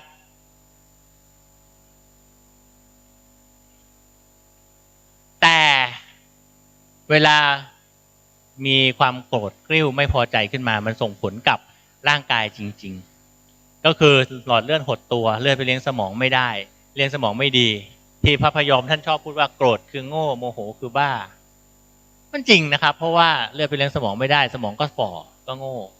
เป็นอัลไซเมอร์โกรธปุ๊บน้ำตาลขึ้นปั๊บขึ้นทันทีเป็นวินาทีเลยนะครับแต่ว่าตับอ่อนเนี่ยต้องเอาอินซูลินออกมาเป็นชั่วโมงเลยกว่าจะน้ำตาลลงได้ อย่าว่าแต่โกรธเลยครับ ผมรักษาคนไข้เบาหวานจะหายอยู่แล้วเหลือยาอยู่แค่1 ใน 4 6 เดือนแล้วกะว่าจะหยุดยา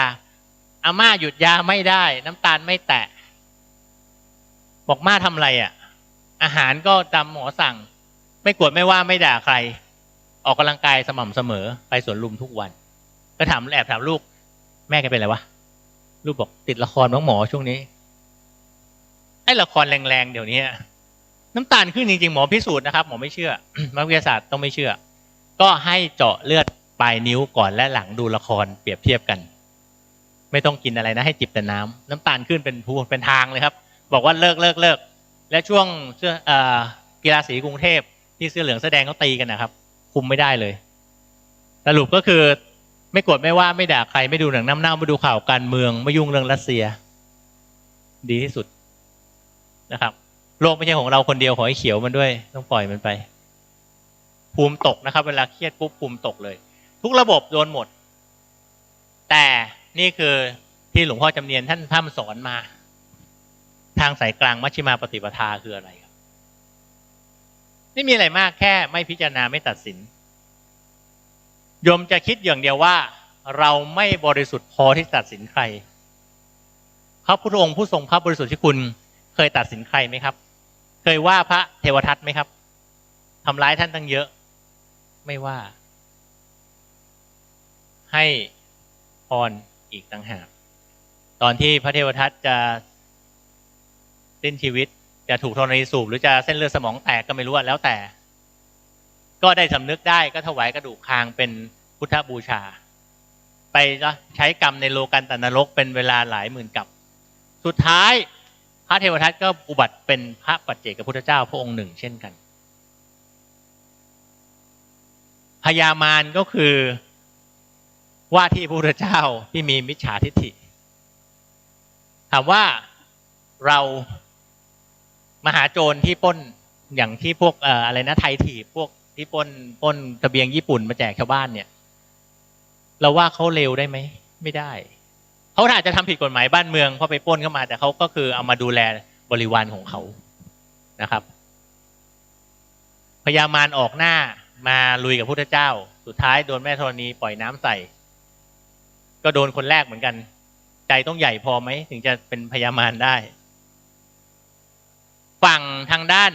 สิ่งไม่ดีเนี่ยเราคิดว่ามันไม่ดีพระเยซูเจ้ายังไม่ตัดสินใครเลยครับคนสาวกเอาทหารมาพาท่านไปขึงกางเขนท่านก็ให้พร นะครับแต่พอเจอสิ่งไม่ดีเนี่ยคนจะเกิดความไม่อยากเจอเรียกว่าวิภวตัณหาเพราะเจอแล้วยังมีหน้าไหมเห็นอีกฉันไม่ชอบหน้าเธอเกิดภาวะเกิดความไม่พึงพอใจอานิถารมเกิดปฏิฆะขุ่นเคืองใจยังจะมาอีกโกฏาโทสะจิตเกิดดับแล้วเสพอารมณ์โกรธจิตก็จะอุบัติเป็นสัตว์นรกไปเสพอารมณ์โกรธนึกถึงดิจิตอลนะครับหมุนไปเจออารมณ์ใดปั๊บเสพอารมณ์นั้นปุ๊บโกรธก็เป็นสัตว์นรกโลภก็เป็นเปรตอิจฉาก็เป็นอสุรกายหลงก็เป็นเดรัจฉาน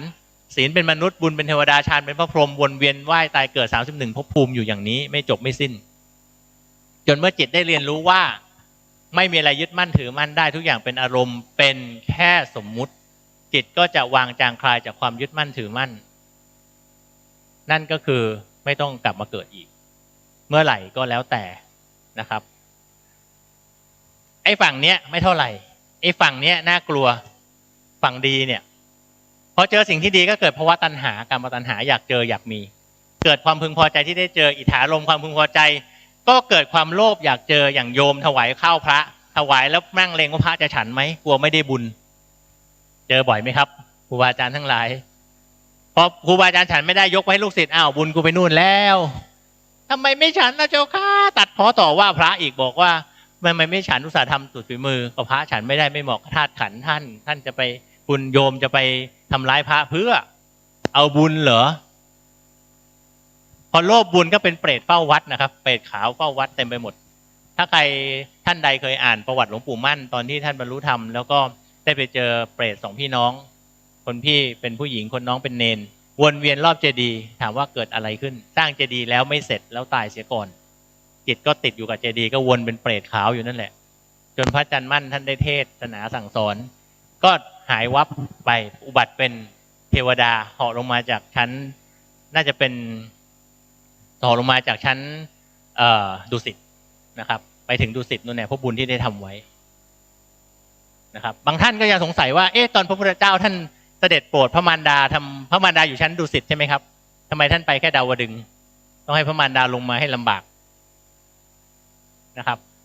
เพราะว่าถ้าเกิดท่านไปดุสิตปุ๊บดาวดึงส์จะไม่ได้ยินนะครับยามาก็ไม่ได้ยิน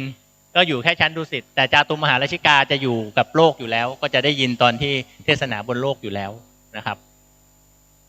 นี่คือทางสายกลางมัชฌิมาปฏิปทาไม่ตัดสินใครชั่วก็ไม่เอาดีก็ไม่เอาท่านพุทธทาสท่านกล่าวว่าชั่วหรือดีอับปรีพอกันครับดีอับปรีกว่าชั่วหน่อยนึงติดดีนี่ตัวร้ายเลยแม่ออกนี่บางคนนะโอ้โหไปปิดวาจาในวัด7 วัน10 วันพอออกจากวัดได้คุยไม่สนามบินนี้ยันสนามบินนู้นไม่เลิกอยู่บนเครื่องบินฉันจะนอนซะหน่อยไม่เลิกคุยอยู่ได้เนี่ยนุ่งขาวห่มขาวปิดวาจาพวกหมูสนามจริงสิงสนามซ้อมแย่นิดแย่หน่อยเคือง นะครับ จิตไปเสพอารมณ์ก็เป็นภพภูมิพุทธองค์ท่านถึงได้ให้เรียนรู้วิชาที่1บุพเพนิวาสานุสติญาณพอได้ดูกายคตาสติปุ๊บก็จะเข้าไปจิตในจิตไปเห็นกรรมต่างๆที่ทำไว้อารมณ์ต่างๆที่เคยบันทึกไว้ไปตีกระบาลใครเขาเจ็บเราสะใจแต่มันไม่สะจิตมันบันทึกอารมณ์เจ็บวันหนึ่งเราก็ต้องเจอเหตุการณ์ที่ทำให้เจ็บดิ้นทุรนทุรายเหมือนกับที่ทำเขาไว้ตอนสมัยอดีตชาติเป็นทหารฝีมือดีไปตัดคอพม่าเข้าเป็นทหารพระนเรศวรพอถึงเข้าไปในกรรมฐานพม่าก็มาทวงถือดาบมารอเราเป็นกระดูกอยู่มันก็ตัดคอแล้วก็ยื่นให้ตัดก็ใช้กรรมไป1 ดอกดีไม่ต้องเสียชีวิตอีก1 ชาตินะครับตายในกรรมฐานสบายใจมีข้อมูลในจิตอยู่ประมาณ121ข้อมูลหรือ21ดวงจิตแบ่งภาคจริงๆแล้วเหลือไม่ถึงแล้วครับใช้ไปแล้วบ้างอะไรบ้างเหลือสัก30-40ใช้ไปเดี๋ยวก็หมดเมื่อไหร่ก็เมื่อนั้นบุพเพนิวาสานุสติญาณอย่างรู้สัญญาณเดชชาติพุทธเจ้าท่านถึงได้ให้เข้าไปเรียนรู้แต่การเข้าไปเรียนรู้นี่อันตรายครับชาตินี้อ่อนแอชาติที่แล้วแข็งแรงเป็นเจ้าพ่อเจ้าแม่ก็ไปติดอดีตชาติกลายเป็นเจ้าพ่อเจ้าแม่ทรงเจ้าเข้าผีแต่ถ้าไปเรียนรู้ว่าชาติดีชาติชั่วกูก็ตายจะเก่งแค่ไหนก็ตายก็จะวางจางคลายจากความยึดมั่นถือมั่นสักยะทิฏฐิตัวตนก็ไม่มีนะครับแล้วก็ไม่สงสัยที่พุทธเจ้าท่านตรัสท่านสอนเมื่อนั้นก็จะรู้จิตเมื่อจิตนิ่งแล้วก็จะรู้การเกิดดับของสัตว์ว่าเป็นไปด้วยกรรมใดก็คือจะตุตูปปาตญาณอย่างรู้การเกิดดับของสัตว์ไปติดอีกสแกนกรรมญาณทิพย์จิตสัมผัสโอ้อะไรกันนักกันหนานะครับมันได้มารู้แรงกระเพื่อมของโลกของจักรวาลมีเจโตปัญญาณก็เท่านั้นก็วางไปนะครับไม่ติดศีลพัตตปรามาสไหว้ต้นมะกรูดปลูกต้นมะขามไม่ขอไม่วอนไม่อ้อนแต่ขอกำลังกายกำลังจิตให้ผ่านสมมุติไปให้ได้3 ข้อผ่านนี่ก็คุริฟายเข้าข่ายพระพุทธเจ้าแล้วนะครับโสดาปฏิมรรคโสดาปฏิผลเป็นสงฆ์สาวกของพระพุทธเจ้าที่สมควรกับการสักการะบูชาแต่ทุกวันนี้เนี่ยน่ากลัวมากพระภิกษุสงฆ์ท่านบวชเนี่ยครูอาจารย์ท่านบวชเราสักการะท่านเพราะท่านเสียสละออกเรือนครองไม่ครองเรือนเสียสละมาบวชปฏิบัติต้องดูแลภิกษุภิกษุณีอุบาสกอุบาสิกาเป็นพุทธบริษัทผู้แสวงธรรมก็ต้องดูแลกันแต่ทุกวันนี้กลายเป็นพุทธบริษัทจำกัดมหาชนรวมคนได้เยอะๆเท่าไหร่วิธีนี้ถูกพุทธเจ้าท่านตัดไว้ทั้ง40 กองกรรมฐานอะไรก็ได้ยิ่งนิกายเซนยิ่งแล้วเลยแม่ชีชิโยโนะหิ้วคุน้ำมาน้ำเต็มถังเห็นเงาจันทร์ในน้ำคุแตกโพเงาจันทร์สลายบรรลุธรรมเฉียบพลันก็ได้หมดแค่จิตได้เรียนรู้ว่าไม่มีอะไรยึดมั่นถือมั่นได้นะครับแค่นั้นเองเหมือนจะง่ายแต่ยาก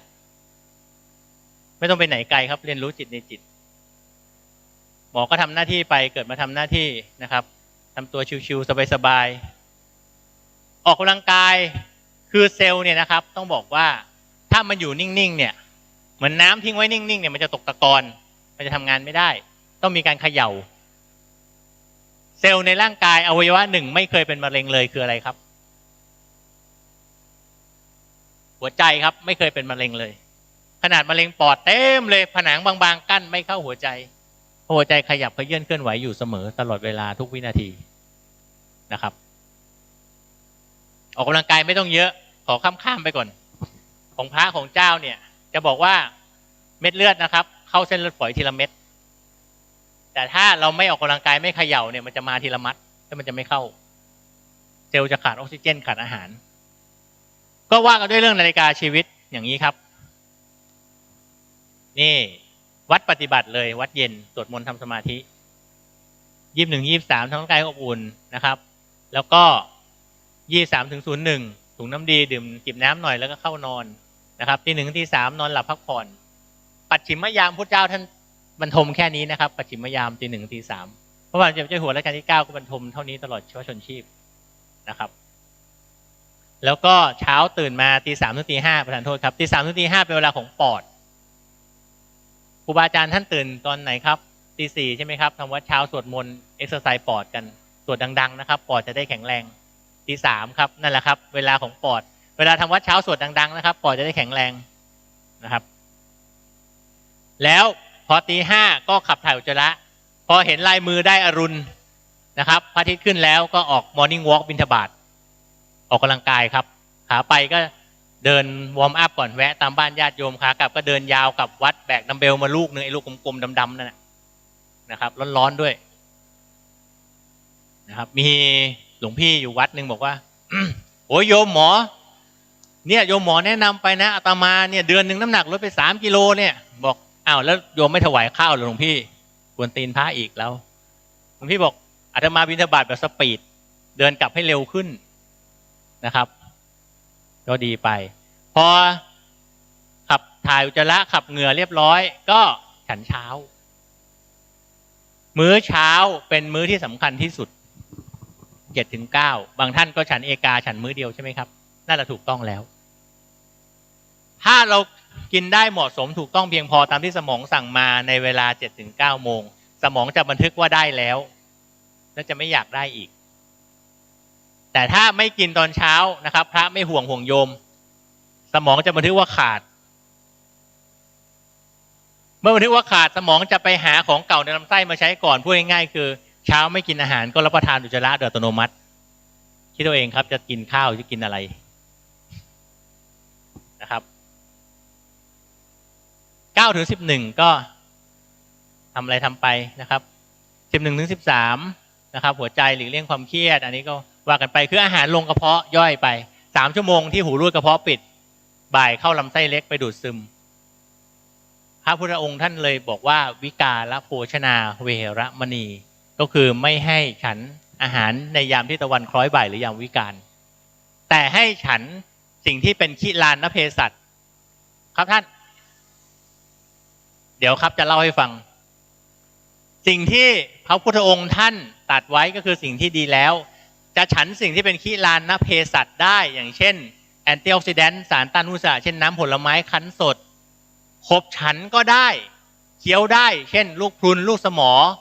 มะขามป้อมใช่ไหมครับที่เรียกว่าตีพลาลูกสมอมะขามป้อมใช่ไหมครับแต่พอแปลบาลีกันว่าล่วงลำคอต้องไม่เคี้ยวมาเลยเชียวนมโอตินไมโลมแล้วเต้าหู้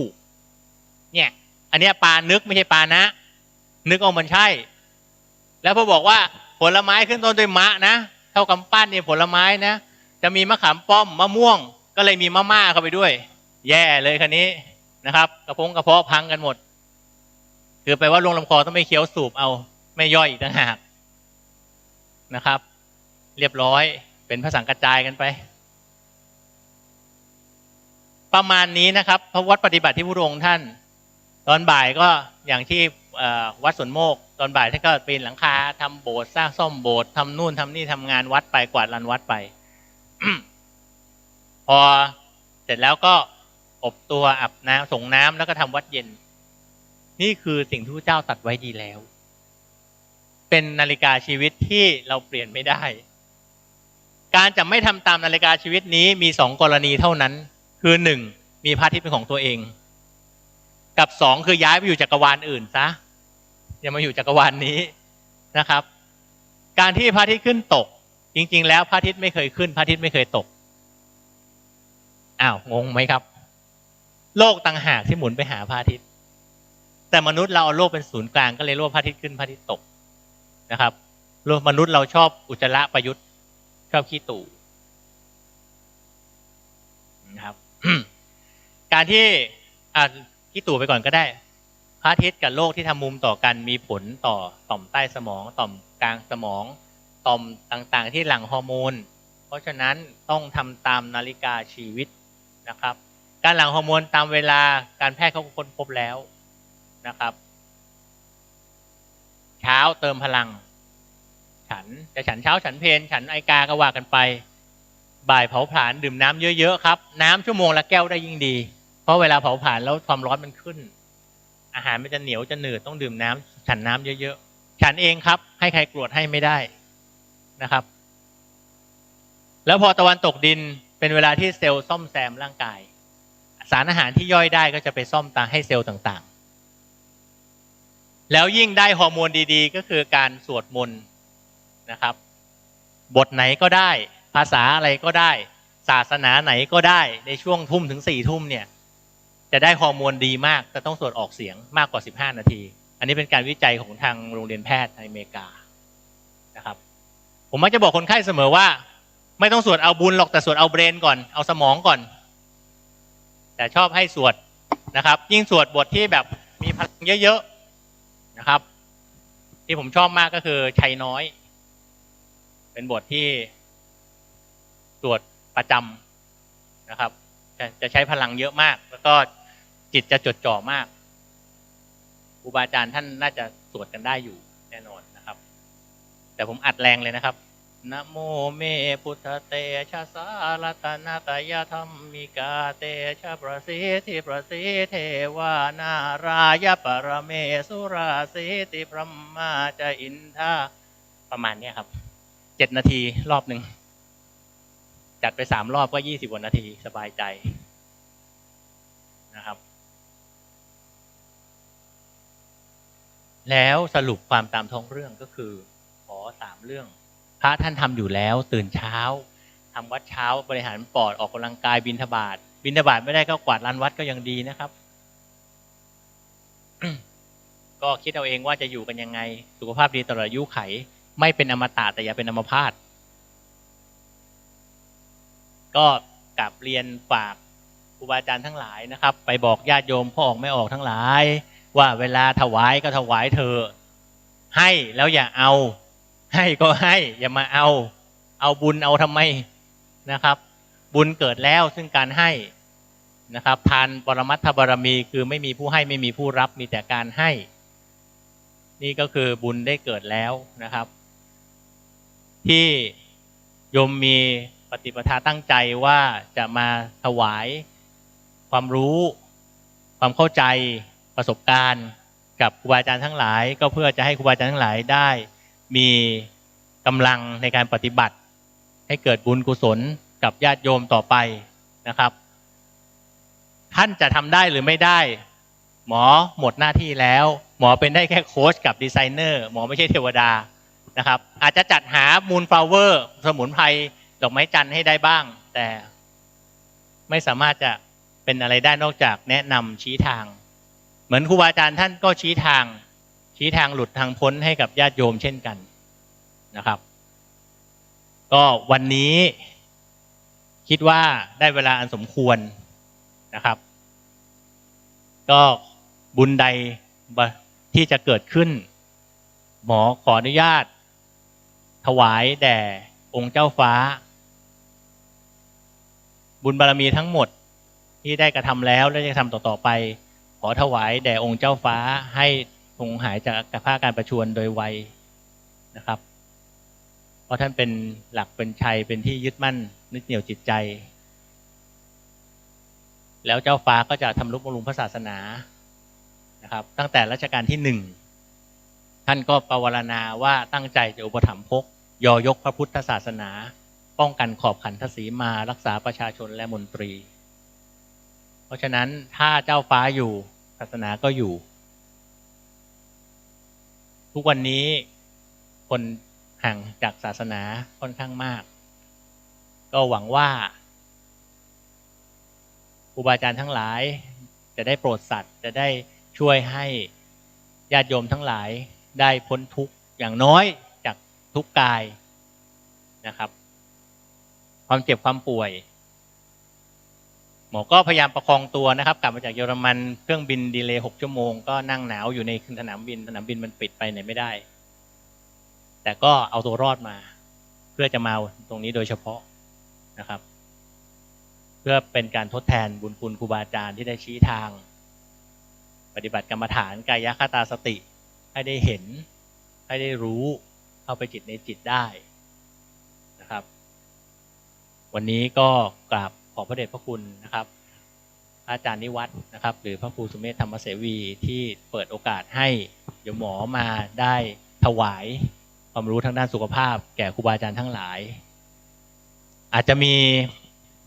ถ้าจะมีข้อผิดพลาดประการใดจะมีการล่วงเกินใดๆนะครับหมอก็ต้องกราบขอเข้ามาไว้ณที่นี้นะครับขอให้ครูบาอาจารย์ทั้งหลายอย่าได้ถือโทษโกรธนะครับอย่าได้จงได้อดโทษกับโยมหมอด้วยความปรารถนาดีที่โยมหมออยากจะให้ครูบาอาจารย์ทั้งหลายมีสุขภาพที่ดีครับวันนี้ก็สมควรแก่เวลา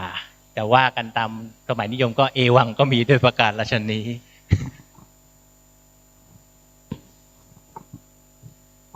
ปอนยมหมอเนาะซัปปโรครับวีมินุปโตพ้นจากโรคภัยทั้งหลายสุขภาพของคุณหมอดีแข็งแรงได้เป็นที่พึ่งของคนไข้ทั้งหลายที่ประทับตามคุณหมอเนาะครับได้ออกกำลังกายรักษาอารมณ์มาดีทำชีวิตแบบเหมาะสมต่างๆนะร่างกายมันจะโทรมโวยคุณหมอมันแนะนำพวกเขาทั้งหลายก็อ้างเอาปอนเนาะคือคุณหมอได้สุขภาพแข็งแรงเป็นที่พึ่งของคนทั้งหลายในเรื่องสุขภาพดีถ้าคุณหมอมีโอกาสเนี่ยนะที่นี่ยังจัดก็เชิญคุณหมอมาแนะนำครูบาอาจารย์เกี่ยวกับเรื่องสุขภาพขอคุณหมอ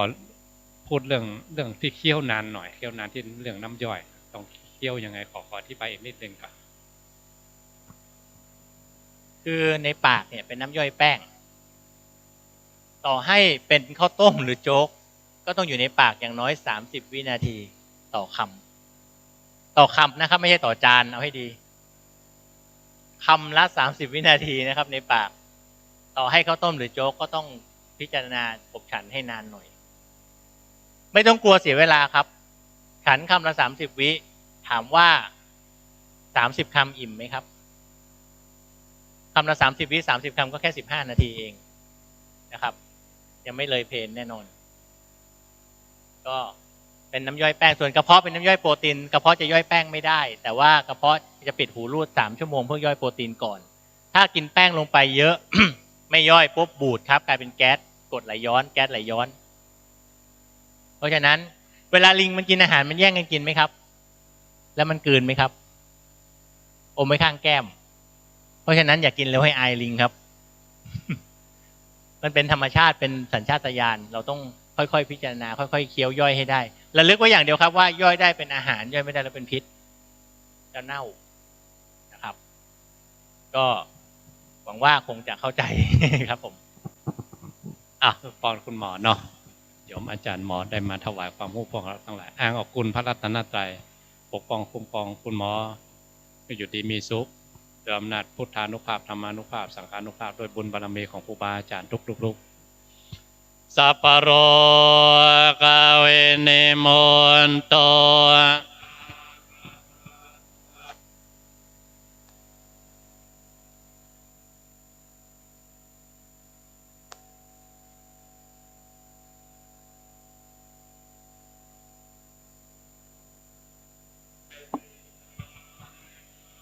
จันโตสัพพโร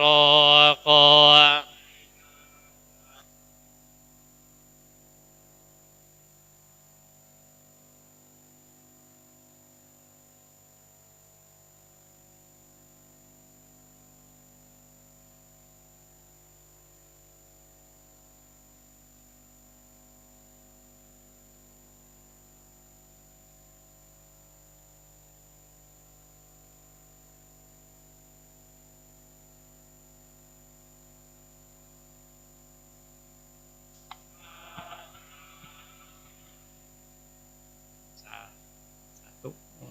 โยมอาจารย์หมอเนาะ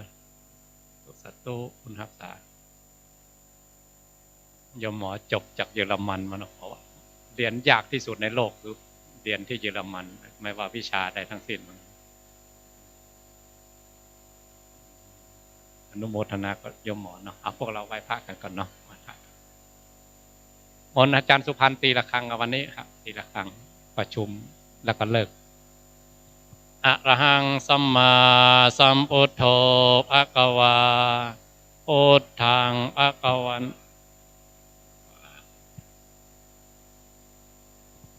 สวากขาโตภะคะวะตาธัมโมธัมมังสุปฏิปันโนภะคะวะสาวกสังโฆสังฆังอ่านนิมนต์ครับ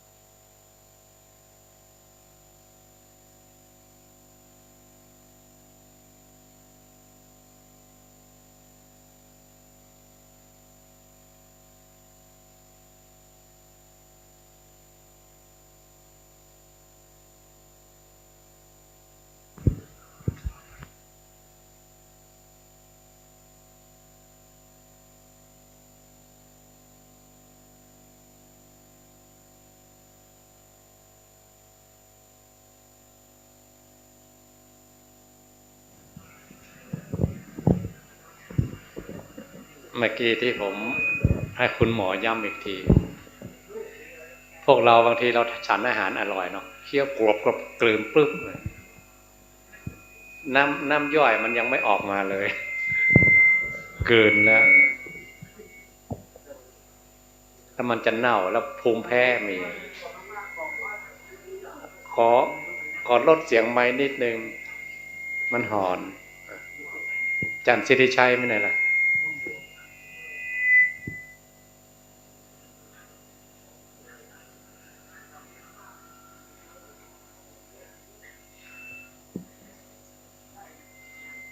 บางทีเราเวลาทำศาสนพิธีบางทีมันก็เกินเหมือนกันเนาะ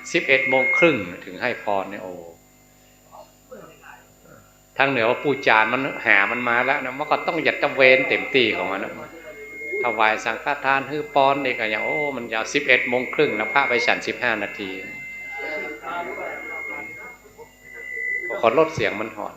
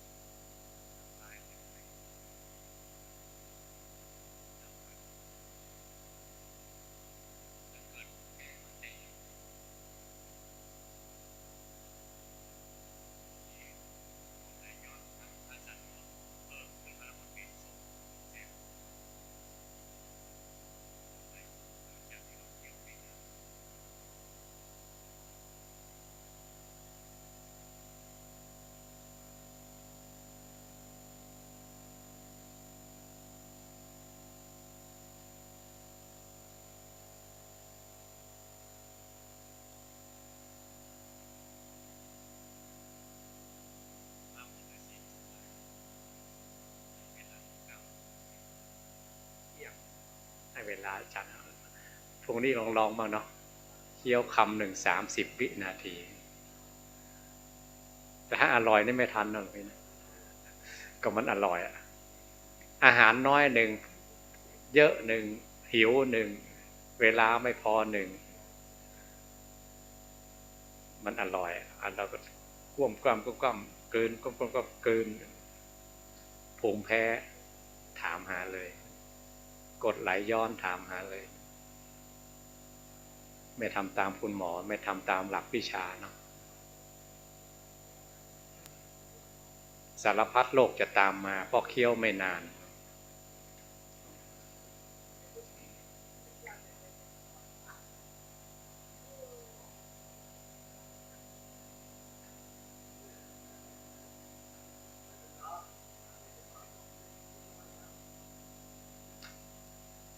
อาหารที่ดีที่สุดคืออาหารตอนเช้าพระองค์ตัดไว้ดีแล้วนะคุณหมอท่านก็บอกมื้อเดียวก็พอชาวบ้านมัน3 มื้อ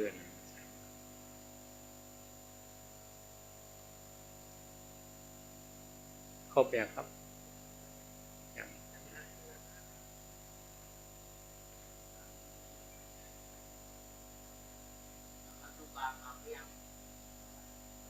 กลับแล้วครับ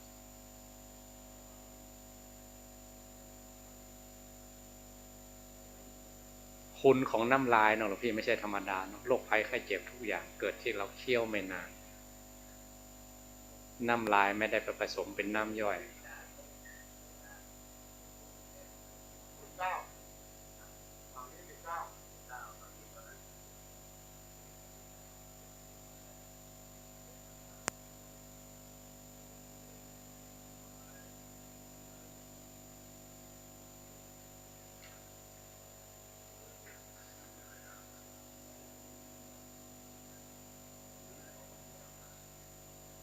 อีกอย่างหนึ่งเรื่องผลไม้ฉันก่อนฉันหลังคุณหมอท่านห้ามเด็ดขาดนะห้ามฉันก่อนเลยมันจะไปปิดรูของลำไส้ที่จะมันดูดซึมอาหารจะเน่าต้องฉันอาหารเสร็จถึงผลไม้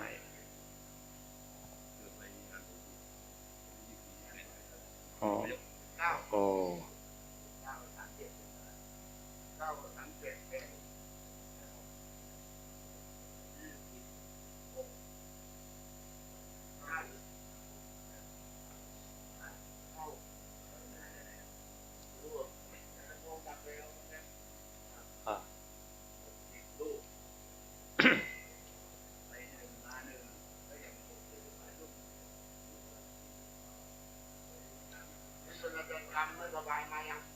นั่นแหละ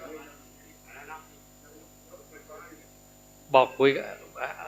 เขาบอกเขาบุญหน่อยเนาะท่านอาจารย์วายโยนะบอกครูบาอาจารย์รูปใดพอจะมีเวลานะครับ ออกจากงานปริวาสแล้วชอบอาสาช่วยเหลือชาวบ้านและเด็กบนดอยนะชอบทะเลหมอกเส้นทางธุรกันดารมีกิจกรรมเยอะแยะไปช่วยกันทำกิจกรรมบนดอยติดชายขอบอย่างเขาลบกันนั้นอพยพกันมาเป็นหมื่นคนหลวงพี่ขอบชายแดนเกินกำลังบางทีเกินกำลังนะพอเรามีกำลังบ้างเนาะจิตอาสาอยากจะช่วยก็ติดต่ออาจารย์วายโยได้นะครับขึ้นดอยลุ่มแม่น้ำสารวินอยากไปนิมนต์ที่อันคุยกับอาจารย์วายโยได้คุยกันได้เดี๋ยวอย่าไปติดที่กระดานนะครับ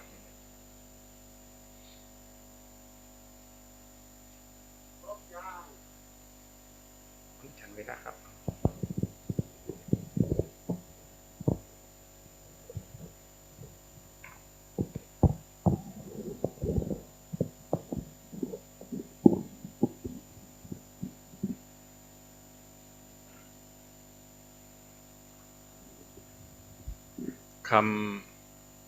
คำสั่งหรือว่าคำประกาศบางอย่างนี้มันยังไม่ให้ผลนะครับต้องบางอย่างต้องรอเวลาอย่างเช่นคำประกาศจากกระทรวงเวทมนต์คาถาและจิตวิญญาณเนี่ยมันยังไม่ให้ผลนะครับมันจะให้ผลงวดต่อไป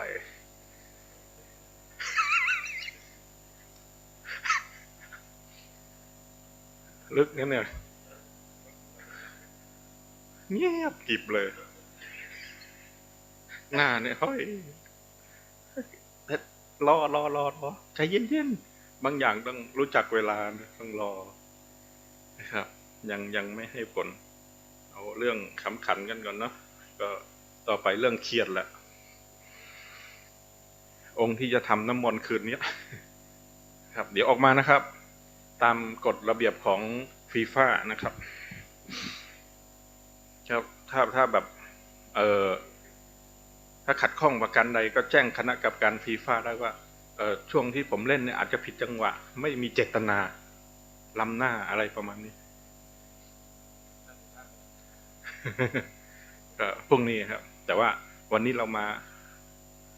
อุ่นเครื่องก่อนหมายเลข8นะครับหมายเลข78หมายเลข104หมายเลข39หมายเลข40ฟีฟ่าเขาเขียนมาว่าปฏิบัติรอบเช้าไม่ออกมาเอาตามนี้นะครับตามนี้นะครับเดี๋ยวพอมาใช่ไหมเบอร์อะไรนะมาก่อนเพื่อนจันว่าไงโคตรฐานมาก่อน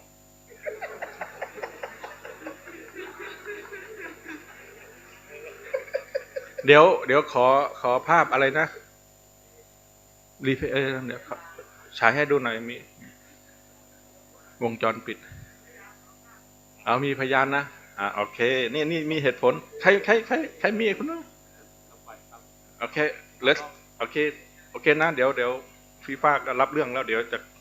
ประชุมเป็นการภายในนะครับก็บอกได้อันนี้เขามีการยืนยันนะครับมีการยืนยันก็นะครับก็4 รูปเดี๋ยวสมาทานอะไรเสร็จแล้วค่อยมานั่งเนี่ยมาเสกน้ำมนต์กันนะครับหรือว่าสร้างบารมีนี่พิเศษนี่1อะไรนะ184นะครับคณะกรรมการฟีฟ่าเขียนมาว่าในระหว่างปฏิบัตินี้คุยกันนะครับว่าเขาจับภาพได้อยู่เขามีวงจรปิดรอบสนามเลยนะครับ184นะครับเดี๋ยวนิมนต์ออกมาด้วยนะครับคือเราอยู่ด้วยกันเราก็ต้องมี เนี่ยระบงเรื่องระเบียบนะก็ต้องยอมรับกันนะครับแล้วก็บางทีเราพร่องไปบ้างก็ต้องยอมรับเนาะที่ก็ถือว่ามาเพิ่มบารมีนะครับไม่ว่ากันนะครับเราต่างคนต่างทำหน้าที่แล้วก็มาเนี่ยมาเพื่อสร้างบารมีต้องการจะปลดเปลื้องอาบัติจากเจ้าของนะครับแล้วเราบางครั้งอินทรีย์เราก็อ่อนเนาะนะครับอินทรีย์เราก็แล้วก็ปรับขันน็อตนิดนึงนะครับโอเคนะครับต่อไปนะครับเดี๋ยวจะได้ขอกราบนิมนต์พระเดชพระคุณหลวงพ่อเสริมอะไรนิดนึงนะครับมันครับทุกวันเราเลิก3 ทุ่มนะเลิก20 นาทีเมื่อวานฟังท่านอาจารย์ท่านเทศท่านบอกว่าโยมเวลาเราให้พรเรื่องรวยบ้างเรื่องสุขภาพดีเรื่องหายป่วยบ้างก็ไปทางนี้แต่พระละพระเราก็เลือกทางดุจทางพ้นขัดเขางวดนี้ถึงแม้มันจะหลับไปบ้างอะไรบ้างเงียบกันทางป่าแต่โยมในหมู่บ้านถูกธกส10 ล้านงวดนี้ชื่อโยมนวลไม่กี่วันตอนที่เขามาเย็บหมอนกันนะก่อนงานปฏิบัติคุยกันบุญของเขาที่พ่อแม่เขาป่วยพอดีพ่อแม่เนี่ยขี้ใส่ขอโทษป้าหยาบๆเลยนะมันจะหยาบขี้ใส่ผ้าแต่เขาบอกว่าเขาบอกจริงๆนะว่าถ้าขี้น้อยเนี่ยเขางวดหน้าเนี่ยเขาจะโดนหวยเลยถ้าเขาได้ซักผ้าขี้เนี่ยแต่ถ้าแม่เลิกอะไรหมดเขาได้เลขงวดใหญ่เลยประมาณพอวันไหนแม่ไม่ขี้ใส่เสื้อใส่ผ้าแม่ขี้หน่อยได้ไหมเขาจะได้หลายงวดมาแล้วไม่ใช่ว่างวดเดียวเดี๋ยวนี้พ่อแม่เขาตายแล้วแต่ว่าตอนที่โยมนวลอุปถากพ่อแม่เขาเล่าให้ฟังเลยว่าเขาได้ภาษาเหนือว่าได้ซักผ้าขี้ตีผ้าเยี่ยวผมก็เลยอ๋อนะว่าผ้าติ๊บมันผ้าติ๊บเอาพ่อแม่เพิ่นคือผ้าติ๊บเนาะพอขี้เลอะหน่อยเขาก็โดนเลขน้อยหน่อย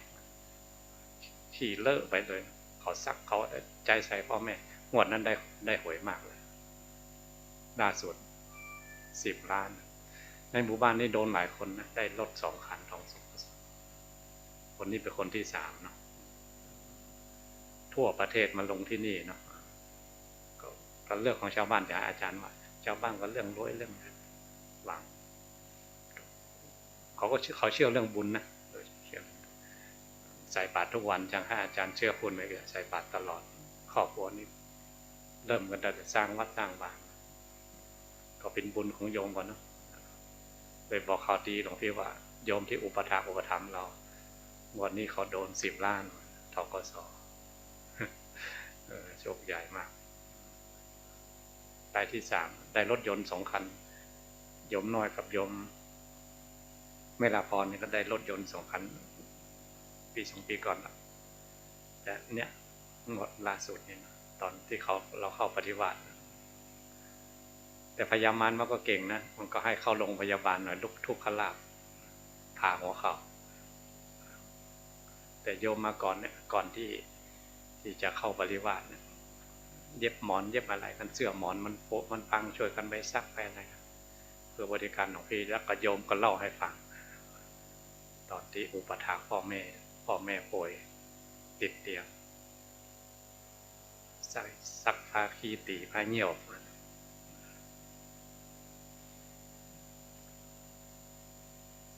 บุญของโยมเนาะบุญอุปถากพ่อแม่ทันตาเห็นทุกพี่น้องทันตาแค่นี้จบแค่นี้ไม่มีแล้วมีอะไรไหมหมดครับบอกว่า